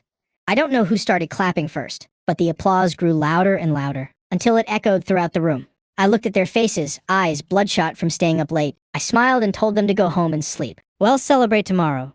But no one moved. An engineer rubbed his hands together. Mr. Chen, Could you explain the layout of the underground pipe system one more time? I still don't quite get it, but it feels incredibly impressive. I didn't know whether to laugh or cry. These people had worked themselves into a daze, but I knew that from that day on. The entire Yuanjing company truly respected me. I brought the plan to Liu Xingrong. He flipped through a few pages and jumped to his feet. My brother, this is brilliant. This is amazing. If this project succeeds, old Laius' life will have been worth it. He paced around his office in excitement. After 2 laps, he suddenly stopped. The excitement vanished, replaced by worry. But there's something I have to be blunt about. He rubbed his hands and sat down. First issue. Will the city approve this? Mayor Wen just took office. I'm afraid he might not have the guts for this. I smiled. Just a bit of persuasion should do. If it really doesn't work, it'll go with you then. Liu Xingrong's expression relaxed slightly, but his brow furrowed again. Second, it's too expensive. The budget is 3 times the original estimate. Well, definitely need massive loans. What if? I cut him off. What if? I cut him off. If the budget increases, then the profits will too. Long-term profits will be 6 to 8 times the original. I know that. He gave a bitter smile. But what about the initial capital? The bank. We don't need the bank. He was stunned. What? Phase 1 startup capital is over 100 million yuan. Don't tell me you don't even have that much. Liu Xingrong thought he had misheard. Over 100 million yuan. I've seen your plan. You won't get through the first phase without at least 800 million yuan. I gave a slight smile. Just wait. I'll show you what a real game of capital looks like. That afternoon, in a small meeting room at City Hall, Mayor Wen Min met with the Bureau of Construction, along with the heads of the planning and finance bureaus. To hear the report, Liu Xingrong sat beside me, looking a bit nervous. Let's begin. Mayor Wen nodded. I opened the documents. I spoke continuously for 40 minutes. By the 20th minute, the pen in Mayor Wen's hand had stopped moving. The pen in Mayor Wen's hand had stopped moving. He leaned back, staring intently at the projection screen, and then back at me without blinking. The bureau directors began exchanging glances, filled with utter disbelief. They were likely wondering just what kind of genius they were dealing with. When I finished, I clicked to the next slide. The room was so silent you could hear a pin drop for 5 full seconds. Mayor Wen picked up his teacup. If anyone has questions, feel free to ask. Director Chu was the first to speak. Digging 3 levels deep in the old district. How will you protect the surrounding historical structures? What if the construction causes a cave-in? I opened the relevant page. It's not a full-scale excavation. It's a point-by-point layout. The commercial area, parking, and technical pipelines are handled separately, using micro-shield tunneling technology to connect to the surface. Foundations will be reinforced beforehand. Well, place 12 subsidence monitoring points under each old building. With data updated in real time, Director Wu adjusted his glasses. Tanjiang is expanding by 7 functional zones. What's the basis for these business types? And will there be any overlap in construction? I smiled. The positioning is entirely different. I then proceeded to explain the strategy for all 7 zones. Director Wu had no further questions. Finally, the Director of Finance flipped through his notebook. I only have one question. How much is the budget, and how much collateral is needed? I gave a gentle smile. Director, the city doesn't need to spend a dime on this. Not only will it cost the city nothing, but it will also generate profit for the municipal budget. The director's eyes lit up. Mayor Wen put down his pen. I have one question. Large-scale relocation has always been the toughest hurdle. How can you guarantee it will be finished on time? Barring any unforeseen circumstances. I looked at him. I waited a few seconds before speaking. Mayor Wen? The initial phase doesn't require any relocation. Mayor Wen was stunned. No relocation. That's right. No relocation. Everyone in the room was shocked. No relocation. Everyone in the room was shocked. Liu Xingrong looked at me in shock, frantically signaling with his eyes. Mayor Wen stared at me. President Chen, how do you plan to renovate the old district? Without relocating anyone, I smiled. A home swap. Director Chu frowned. A home swap. I chuckled and explained. We're just shifting the order. First, we expand Tanjiang. Then we renovate the old district. Construction on the new Tanjiang district will start first. Commercial housing and offices will be built to high standards. Once completed, the city will issue a policy. City government employees, residents, and business owners in the Southwest Old District will be given priority for the home swap. I paused for a moment.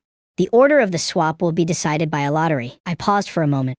The order of the swap will be decided by a lottery. Those who win can trade their old home for a new one, paying only the difference in square footage. The price difference will be calculated at cost, much lower than the market price. The room fell silent for a few seconds. Director Wu's eyes widened. You mean? To make them move voluntarily. Exactly. The point isn't us forcing them out. It's them wanting to move. What are the conditions in the old district? What are the conditions in the new Tanjiang district? New homes, new environment, new amenities. And the price difference isn't high. If it were you, would you swap? Director Zhou asked. What about those who don't want to swap? Those who agreed are already gone. The remaining ones will naturally be easier to negotiate with. I smiled. With fewer people left, their demands will be simpler. By then, the difficulty of discussing relocation will drop by 80%. Director Zhao's jaw dropped. It took him a moment to find his voice. But those are government employees. They get to benefit from the policy too, right? If the officials lead the way, the citizens will see the incentive. They must be the first wave of the home swap. After I finished, I scanned the room. No one spoke. Everyone's eyes were wide, looking at me like I was some kind of monster. I understood the look in their eyes. You can actually play it this way. Mayor Wen stood up. Well, take this plan back for further study. Well, get back to you soon. He walked us downstairs, all the way to the car door. Before I got in, he reached out to shake my hand again. He raised his other hand and gave my shoulder 2 firm pats. He didn't say anything, but I understood. He didn't say anything, but I understood. The plan was approved very quickly. The teams at Yuanjing Group were restructured. The Jinglong Secret Valley project broke ground. Every day, I was busy with a million things. Reviewing blueprints, attending meetings, coordinating resources. Everything was progressing according to plan. But what I didn't expect was that this plan would expose the largest Ponzi scheme in Ninghai's history. That afternoon, my phone rang. Xu Meng's voice sounded very urgent. Something happened to Dad. I put down my pen. What's wrong? Did your brother call? The project Dad invested in was a scam. He said the people have vanished, and the money can't be recovered. Dad was so angry he's been hospitalized. I'm on my way to the hospital now. After hanging up, I called Zhu Hai directly. He let out a long sigh. It's that retirement home project, led by a retired official. They said there were internal slots, and they'd get monthly interest. For the first few months, they actually paid out. Dad was pretty happy about it. He paused for a moment. But then, a few days ago, some damn bastard came up with that home swap lottery plan, saying the city is prioritizing government employees in the old district. Hearing about the house swap sent Dad into a total panic. He already put his old house up as collateral for that project. He can't swap it anymore. He and a few others went to find that retired official. When they asked for their money back, he said it was no problem. He told them they could redeem it at any time. But when they went back 2 days ago, the man had completely vanished. The house was empty. His phone was disconnected. Even the project office was locked up tight. Shoo, Hay's voice choked up. Everyone is losing their minds over this. A huge crowd is gathered there now, calling the police. You know what Dad's temper is like? The moment he heard the money was gone, he fainted right on the spot. I fell silent for 2 seconds. I understand. I'm heading over now? I said that and hung up. I leaned back in my chair and rubbed the bridge of my nose. This whole situation is just the urban plan I created for Mayor Wen and the others. Prioritized house swaps for city officials and the Southwest Old Town District. Once the news broke, the results were unexpectedly effective. It was originally meant as a benefit for city officials, but now it's attracting residents and businesses from the Old Town too. Those people aren't stupid. Of course they want to fight for a spot. Everyone wants to get their property back from the collateral they gave that retired official, just so they can participate in the house swap program in time. They all rush to redeem their assets at once. A Ponzi scheme. The biggest fear is a mass withdrawal of funds. The money was likely embezzled a long time ago. Where would he get the cash to pay them back? It would be strange if that official didn't run away. I gently massaged my temples. My original intention was to push the project's progress forward. I didn't expect to accidentally expose such a massive scam, and now my father-in-law is caught right in the middle of it. I cleared the documents off my desk. I gave my team a few instructions, telling them to keep working. Then I stood up and headed to the hospital to see what was happening. As soon as I reached the hospital gates, I saw a massive crowd. Someone was trying to jump. From the top of the inpatient building, I looked up. A figure was barely visible on the rooftop. Their arms were waving frantically. My phone rang. Xu Meng's voice was urgent and trembling. Zhu Sheng. He has lost his mind. He wants to jump. My heart tightened. The person up there was my father-in-law. Where are you? Behind the building on the east side. Where are you? Behind the building on the east side. Where are you? Behind the building on the east side. Please, get here fast. I pushed through the crowd and ran toward the back of the building. The scene was already cordoned off with caution tape. Fire trucks and police cars filled the area. Rescue air cushions were being deployed. Xu Meng was standing nearby. Her face was deathly pale. She rushed toward me the moment she saw me. Her eyes were bloodshot. We only looked away for a second, and he slipped out of the ward. 1,000,000 yuan and the house are both gone. The shock was too much for him. That's why He's doing this. I looked up.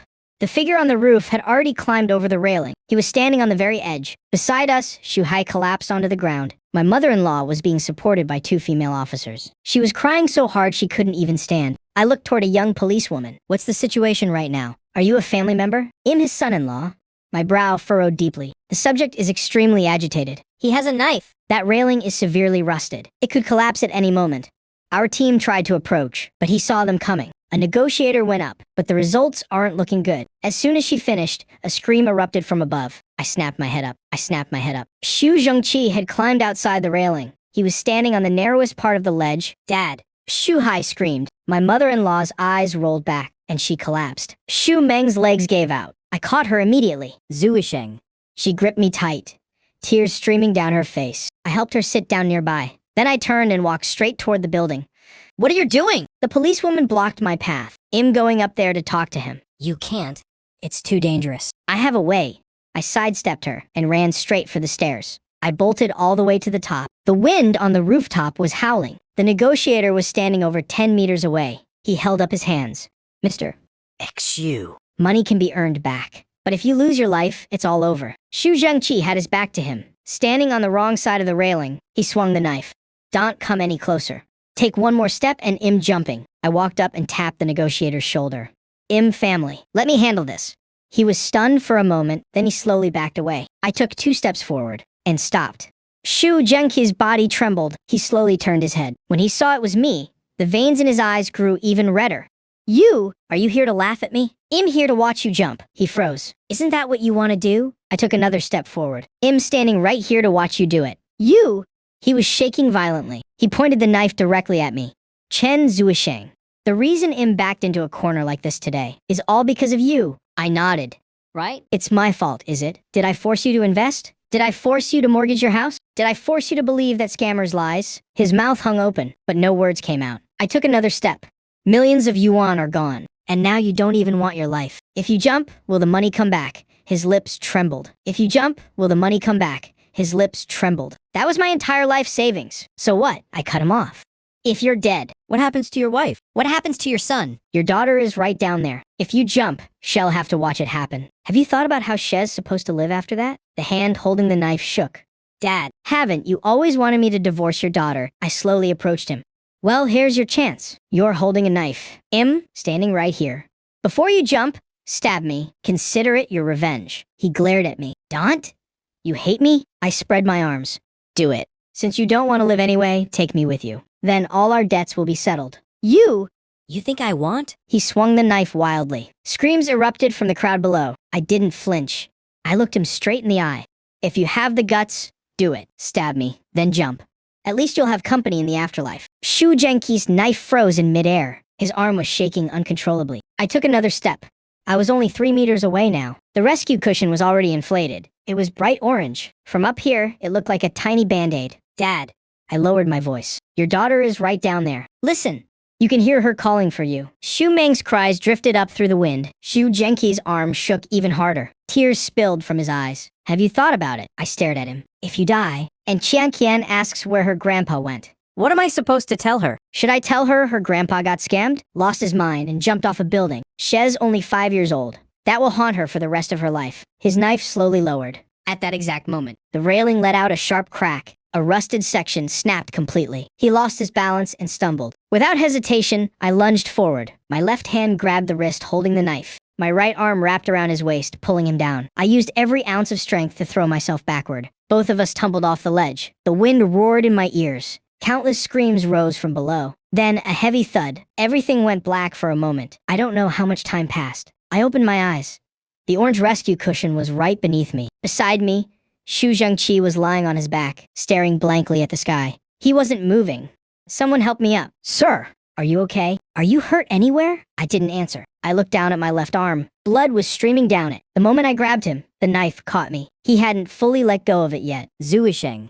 Xu Meng broke through the police line. She came running, stumbling over her own feet. She knelt on the cushion, looking at the blood on my arm. Her entire body was shaking. Why are you so reckless? How could you be so stupid? She wanted to touch me but was too afraid. Her hands hovered in the air. Huge tears fell one after another. Do you have any idea? When I saw you fall from up there, She couldn't finish the sentence. She just threw her arms around me and sobbed uncontrollably. What would we do without you? I lifted my uninjured right arm and gently patted her back. It's okay.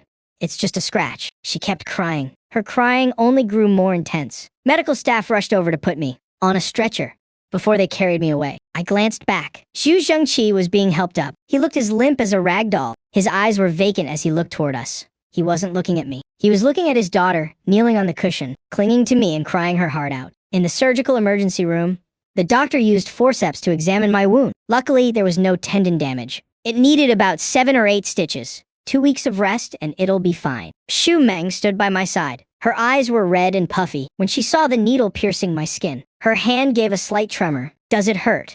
Not at all. Once the stitching and bandaging were done, I moved my arm a bit. It felt okay. Shu Meng still stood there, refusing to leave, until Shu Hai walked in and said, Meng, Mom wants you to go over there for a moment. Shu Meng looked at me. Go ahead. I'll wait for you here. She stepped out. Shu Hai sat down across from me. About that. Chen Zuisheng, thank you for today. I waved it off. He fell silent for a few seconds. Then he asked, where are you two staying now? The Garden Villa. He froze, then curled his lip. The Garden Villa. Stop bullshitting. I'd believe you if you said you were living in a park. He got halfway through the sentence. Before his eyes landed on the bandages on my arm, he swallowed the rest of his words. I looked at him. A wife follows her husband, for better or for worse. If your sister is willing to stay in a park with me, what business is it of yours? He was choked up, unable to find a comeback. He stood up to leave but turned back at the door. Mom told me to tell you, now that the house is gone and the money is all spent, even if you wanted to come back, you can't. You're on your own now. I nodded. We've already moved out, so we won't be coming back. Tell Mom and Dad that the Ponzi scheme has collapsed. The cash is likely gone for good, but the house doesn't have legs.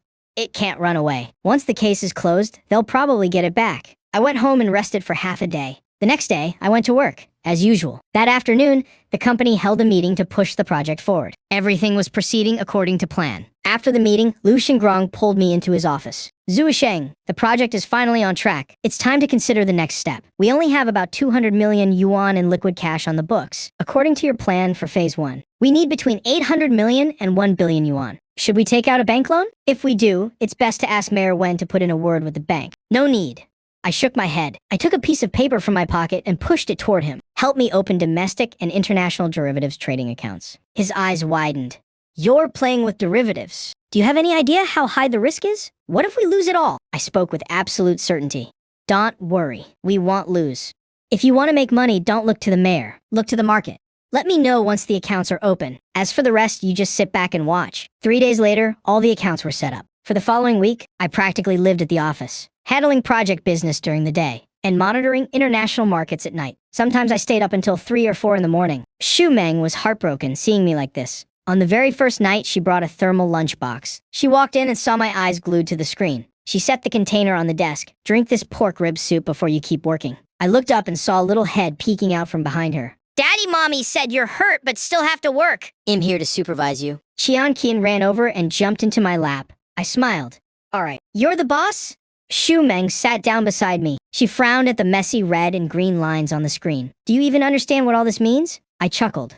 Your husband is a man of many talents. That night, they stayed until 10:30. From then on, they came every single day. The food in the lunchbox was different every time. Lu Xingrong stopped going home to sleep too. He had a room cleared out right next door. At night, Head watched the electronic boards with me. He didn't understand it, so he just sat there. Occasionally, Head asked any movement yet. I'd tell him, not yet. And so he continued to wait. On the 3rd night, he called the administrative manager. He arranged for 2 shifts of staff. Triple pay for the night shift to support General Manager Chen. 20 minutes later, coffee, tea, and snacks were brought in.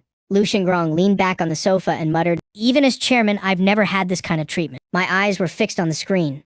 I didn't bother acknowledging him. The CFO, Mr. Li, came to see me specifically about this. He spoke with total sincerity.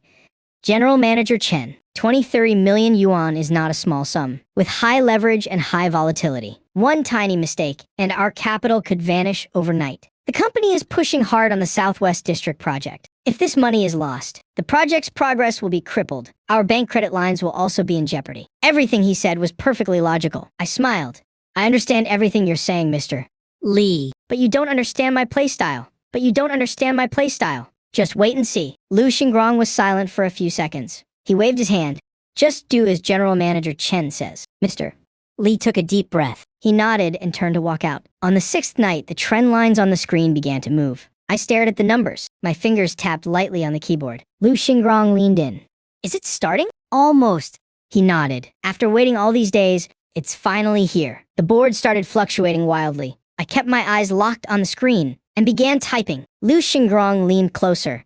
How's it looking? I said no rush. I opened the trading interface and began placing short sell orders. 10 million, 20 million, 50 million. I entered the positions in batches. He watched the dancing numbers. His Adam's apple bobbed as he swallowed. The first day, it didn't drop. The second day, it bounced back up. The short positions were showing a temporary loss. He couldn't sit still anymore. He paced back and forth in the room. The atmosphere was incredibly tense. On the night of the third day, I stared intently at the electronic board. Lu Xingrong closed his eyes as he leaned back on the sofa. The door opened, and a young woman walked in carrying a tray. Coffee and snacks were neatly arranged on it. Lu Xingrong jolted awake. He glanced at her. He asked if she was new. He said she was a newcomer from the administrative department. Her name was Xu Yingying. Lu Xingrong paused for a moment. Xu Yingying.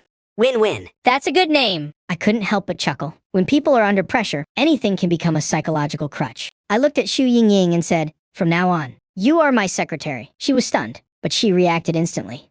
"Yes, Boss Chen. I won't let you down. I'll definitely do my best." Another day passed. The electronic board finally began to fluctuate. The K-line took a sharp turn downward. A massive bearish engulfing candle appeared. The gains from the previous 3 days began to evaporate. Lu Xingrong stared at the screen. He didn't even blink. By the time the market closed that evening, the account was back at the break-even point. He let out a long, heavy sigh of relief. He slumped onto the sofa and said, "Kid, my heart can't take much more of this. My heart is about to give out." I replied, "It hasn't even started yet." He bolted upright. He said, "All this and it hasn't even started." I nodded. The next morning was the company's regular meeting. Each department reported their progress. Finally, the topic of material procurement came up. The head of the construction department stood up. He said the second phase of the project was about to break ground. "We need to pre-order the steel and cement. Prices are stable for now." "Prices are stable at the moment, sir, but in 2 weeks, they could spike by 50%. Lu Xingrong looked over at me. I shook my head and said, "Wait 3 more days." The construction manager grew anxious. He said, "Boss Chen, any delay will increase costs by 10%. By then, material prices will be up and labor costs will follow." I repeated. I said, "Wait 3 days." He opened his mouth to argue, but then looked at Liu Xingrong. Liu Xingrong waved him off and said, "Do as Boss Chen says." Meeting adjourned. That night, the electronic board fluctuated within a narrow range. There was no major movement. Liu Xingrong leaned against the sofa. His eyelids grew heavier and heavier. Eventually, he drifted off to sleep. I kept my eyes glued to the screen, feeling a bit drowsy myself. The door opened softly. Xu Yingying walked in with a tray. The very moment the door opened, the numbers on the screen suddenly jumped. A long red candle pierced right through the support level. My eyes lit up. "It's here." I couldn't help but glance at Xu Yingying. This girl really is a lucky charm. The moment she walked in, the market started to surge. Lu Xingrong was startled awake. He rubbed his eyes, sat up, and asked, "What's happening?" I told him, "Come see for yourself." He jumped. He practically leaped off the sofa. He rushed over to the computer. The numbers on the screen were dancing wildly. Red candles were plunging down one after another. The balance in the account began to double. 20 Sigurd million turned into 400 million. Lu Xingrong's eyes widened in shock. His jaw dropped. He was completely speechless. He instinctively picked up the coffee next to him and took a sip. He winced from the heat, but his eyes never left the screen. His voice was trembling. He asked, "Kid, should we close the position now? Is this enough?" I said, "What's the rush?" I opened the trading interface and said, "Not only are we not closing, but we're doubling down." His facial muscles twitched as he said, "Hey, from 200 million to 500 million. I'm more than satisfied already." I clicked the mouse a few times. I added 2 more layers to the position. He watched me work. His hands were shaking uncontrollably. By the end of that session, the profit dipped slightly, leaving us with 450 million. But our position was much heavier now. I took out my phone and texted Xu Meng, "Transfer the 20 million in my card to the derivatives account." She replied almost instantly, "Done. Please be careful." I smiled and set the phone aside. The following day, Lu Xingrong spent the whole day acting like he'd lost his soul. He struggled to wait until 8 p.m., then 9, then 10. Before the session even opened, the board began to react. During the pre-market matching phase, the price gapped down significantly. Then it went into a freefall. Lu Xingrong stared intensely at the screen. He was pinned to his seat. He didn't move an inch. I opened the account. The profit was at 17 billion. He swallowed hard and asked, "Brother, you're still not closing." I said, "Not yet." He asked, "How low will it go?" I looked at the screen and said, "Into the negatives." His legs went weak. He nearly slid right off his chair. He braced himself against the desk. Steadying himself, he gasped, "Negative. Brother, are you for real?" I told him I was serious. He gripped the table and slowly sat back down. He didn't say another word. He just kept his eyes glued to the screen. In the early hours of the morning, the price approached 0. I began buying back to cover the positions in stages. I liquidated part of the short orders to lock in the profits. The rest was waiting for the final blow. At 3:17 a.m., the price hit zero. Lu Xingrong suddenly bolted upright. My fingers flew across the keyboard. The final batch of short orders was closed. The number on the screen stopped at 23 billion. Lu Xingrong collapsed back into his chair. He was panting heavily. I opened another account. Xu Meng's 20 million had now turned into over 300 million. It wasn't over yet. At 3:20 a.m., the price continued its plunge. Finally, it settled at negative $37.63. Lu Xingrong stared blankly at that number. He slowly turned to look at me. His gaze was like he was looking at a monster. He said, "Kid, should I just bow down to you right now?" I burst out laughing, while he remained in a daze. 23 billion. Good God. He jumped up and grabbed my hand.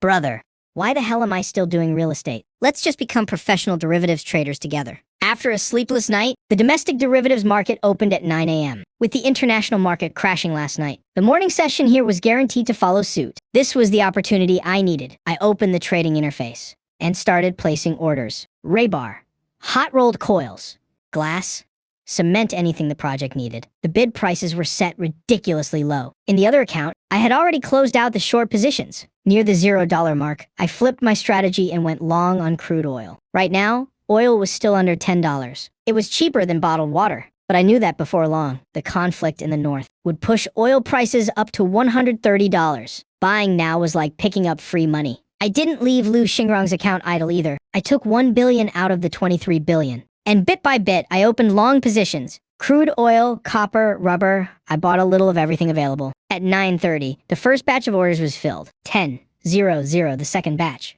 11:00, the third. Watching the transaction log scroll continuously on the screen, the corner of my mouth curled up. That's enough. 2 p.m., management meeting. I walked into the conference room. Everyone was already there. Lu Xingrong sat at the head of the table. His face was beaming. CEO Chen is here. Have a seat. Have a seat. I sat down. I scanned the room. The CFO, Manager Li from the construction department, the marketing director, and several VPs were all present. Lu Xingrong cleared his throat and got straight to the point. The funding for Phase 1 is secured. Everyone looked at each other in confusion. Lu Xingrong pointed at me. Guess what? How much did CEO Chen make for the company last night? He held up 2 fingers. He increased it several times over. He signaled 23, as in 23 billion. From 200 million in capital. He made 23 billion last night. The entire room erupted into chaos. CFO Li bolted upright from his chair. The chair was pushed back violently. He stared at me with wide eyes. His mouth was open, but no words came out. I waved my hand. Manager Li, please sit down. I addressed everyone. The market was just in a strong trend. It was just perfect timing. Lu Xingrong laughed loudly. He had completely lost his usual composure. Did you all see the news? Crude oil prices went negative yesterday. Who could just happen to catch an opportunity like that? I certainly don't have that kind of luck, but it doesn't matter. CEO Chen does. He has the skill to seize this fortune. He leaned his hands on the table and stood up. This is great. Phase 1 funding is ready. Phase 2 won't be an issue either. We can now go all in on the Southwest District project. Thunderous applause filled the room. Lu Xingrong waited for the clapping to die down. Then he dropped another bombshell. To everyone in the company, including the cleaning staff, everyone gets an 8,000 yuan bonus. And for those working overtime lately, your overtime pay will be doubled. It was after 4 p.m. Xu Meng brought in a thermos and gave me some soup. I noticed her expression was a bit strange. I asked her what was wrong. I think I just saw my brother. Shuhai.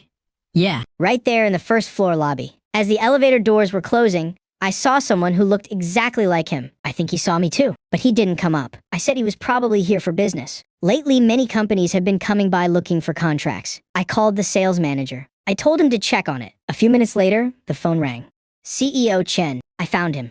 A manager named Shu was just here, but their company hasn't received any orders yet. CEO Chen, should I arrange something for them? I smiled.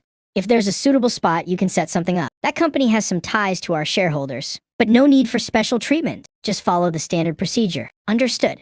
I hung up. Xu Meng looked at me. Did you arrange something for them? It was no trouble at all, but I didn't expect that this simple gesture would end up causing me trouble. I got home around dusk. As soon as I walked in, I saw Xu Meng sitting on the sofa. Her eyes were red and puffy. It was obvious. She had just been crying. My heart tightened. What's wrong, honey? She shook her head and said nothing. Qian Qian ran over and hugged her. Mommy's crying. I knelt down and asked Qian Qian. What happened, sweetie? Qian Qian's little face was pouting. She said angrily, "We went to eat today. Grandpa hit Mommy, and he called her a shameless woman." Fury immediately surged within me. That old man caused a scene at the hospital and threatened to jump. I was the one who went up there and brought him down. And now he turns around and hits my wife. I took a deep breath to suppress my rage. I gripped Xu Meng's shoulders firmly, making her look me in the eye. Meng, whatever it is, just tell me. I will never let anyone bully you. Her tears started flowing again. She buried her face in my chest and hugged me tight. Don't ask. Zuisheng, I'm begging you, don't ask. I can't bring myself to say it. I held her and gently patted her back. Once she calmed down a bit, I turned to ask Chanqian, was your uncle there too? Yes. I pulled out my phone and called Zhuhai directly. Zhuhai, what the hell happened today? He was stunned for a moment, then his tone shifted instantly. You have the nerve to ask me. Chen Zuisheng. You're something else? Pushing your own wife into the fire. And now you're acting like you don't know anything. I gripped the phone tight. Speak clearly. You want it clear? Fine. You sold my sister to Lu Xingrong as his mistress, just so you could get rich, didn't you? Xiaoyu's classmate took photos? At the car show, Lu Xingrong bought your wife a car. A Mercedes worth millions right off the bat. And I saw it with my own eyes, my sister going to Yuanjing Group, carrying a thermos. She even used the chairman's private elevator. Selling your wife for glory. Chen Zuisheng, do you have no shame at all? I held the phone in silence. So that was it. That's the humiliation she had to endure at the dinner table. All those relatives looking at her like that, saying such twisted, sarcastic things. Her own father slapped her in front of everyone. All because of a car and an elevator. Over something that wasn't even true. My heart ached for her. And then a cold rage took over. Xu Meng sat on the sofa. Her head down, her shoulders trembling slightly. I took a deep breath. I spoke every word with icy precision. HUCU High, your company. The orders you recently got from Yuanjing Group. You were counting those as your big achievements, right? The other end of the line went quiet for a second. What's that supposed to mean? Those orders are gone. And that house your family got scammed out of. I was going to pull some strings to speed up the process. And get it back to you sooner. Now you can just sit back and wait. For at least 3 years. Chen Zuisheng, I hung up. I tossed the phone onto the coffee table. Xu Meng looked up at me. Her eyes were bloodshot, tears were still wet on her cheeks. I walked over and pulled her into my arms. I whispered that it was okay now. I'm here. Chanqian ran over and hugged both of our legs. Early the next morning, the marketing director called. CEO Chen, that manager Xu from the other company is here again. Hez asking why the cooperation was terminated. I gave a cold laugh. Tell him this. He offended a major shareholder of our group. Tell him to go home and think about what he did. If he doesn't get it, then from now on, his company in Ninghai won't get a single order ever again. I hung up and went back to my documents. I could imagine the look on Shuhei's face when he heard that. Doing real estate marketing in Ninghai. And somehow offending a shareholder of Yuanjing Group. What does that even mean? It's basically a death sentence for his career in this city. In the afternoon, the marketing director called again. CEO Chen, the president of their company is here now too. Hez with manager Xu. I used the im in a meeting excuse to turn them away. I'm not seeing them. I smiled faintly. Just leave them there. Don't worry about it. The next day, as soon as I sat down at my desk, the marketing director called yet again. Boss Chen, manager Xu and their president Yang are back. What are your orders? I glanced at my watch. 9:30 a.m. I made them wait for 2 hours yesterday, and they're already back first thing this morning. Looks like they're truly terrified. Take them to the large conference room. The large conference room, sir. Boss Chen, today is the supplier meeting. Exactly. Let them join that one. The other end went silent for a second. Understood. I hung up. I gathered the documents on my desk. That Southwest District project, the main contractor is Yuanjing City Construction. Old town renovation, plus the Riverside expansion. The scale is massive. Our company can't handle it all alone. Steel, cement, advertising, exhibitions. All the suppliers had to gather today, so I could lay down the rules. At exactly 10 a.m., I pushed open the doors to the large conference room. The room was packed. I scanned the crowd. I spotted Xu Hai and President Yang. Since they were late, they were stuck on 2 folding chairs against the wall. They looked completely out of place. It was impossible not to notice them. Xu Hai's eyes locked onto me. His expression froze instantly. His mouth hung open, his eyes bulging. He stood there like he'd been turned to stone. I didn't give him a second glance. I walked straight up to the podium. Good morning, everyone. Allow me to introduce myself. My name is Chen Zuisheng. I am the new CEO of Yuanjing Group. Whispers broke out among the crowd. People started exchanging looks of surprise. I invited you all here today because of the Southwest District project, the Old Town renovation, the Tanjiang expansion. I don't need to tell you how massive it is. Everyone sitting here, over the next 3 years, will get a share of the profits from this project. But there's one thing. My voice dropped. All suppliers must operate in unison. Unified action. Material standards, construction schedules, and inspection processes, everything must follow the plan exactly. Anyone who messes up is out. I scanned the room. Yuanjing takes the lion's share, and you get the rest. But how that's divided is up to me. The audience was silent for a few seconds. Then someone spoke up.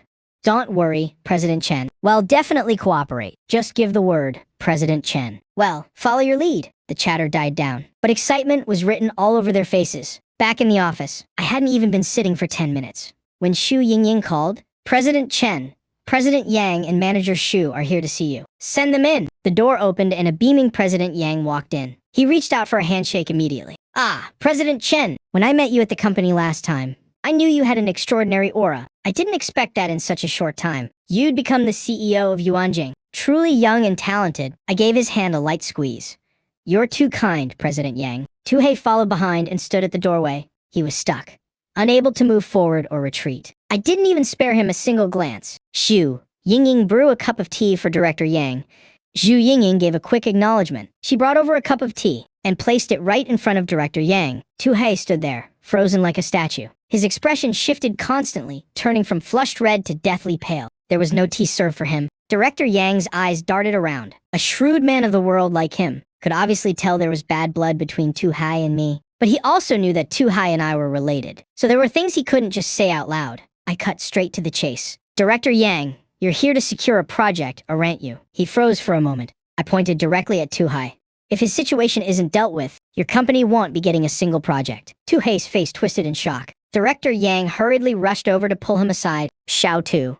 He grabbed Tuhei by the arm. Come on now. Whatever the issue is, we can talk it through. If you've done something wrong, just apologize to President Chen, and we can move past this. Tuhei was seething with rage. His face was completely drained of color. Director Yang looked at him, then back at me. Then he spoke up. President Chen, how about I let you two talk things over first? I'll wait outside. He pushed the door open and stepped out. Only Tuhei and I remained in the room. I leaned back against the sofa and stared at him. Tuhei, do you have any idea which shareholder of the Vision Group you've managed to offend? He looked dazed for a moment.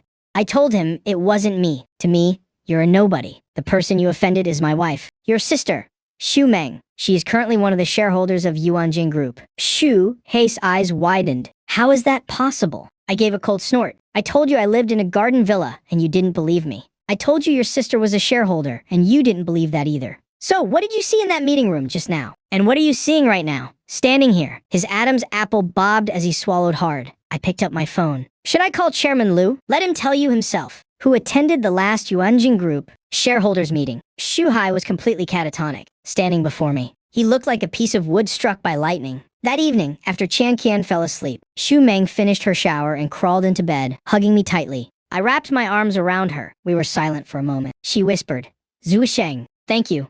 She didn't say what for. She just rested her head on my chest. Sometimes looking back, it all feels like a dream. Our family being like this. Qian Qian is healthy again. Business is going well. And we have such a nice place to live. She paused for a moment. It's just, thinking back to our wedding makes me a little sad. It was so simple. No one from your family came, and my parents were like that. We didn't even have a proper ceremony. She buried her face in my chest.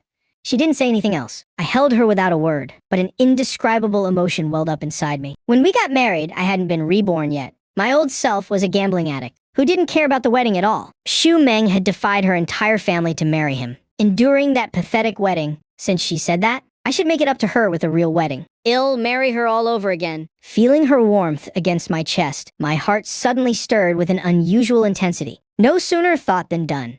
The next day was Sunday. I woke up very early. Xu Meng was still asleep. I gently kissed her forehead and headed straight to Ninghai's oldest jewelry store, a place specializing in custom designs. After hearing my request, the manager brought out a box. Mr.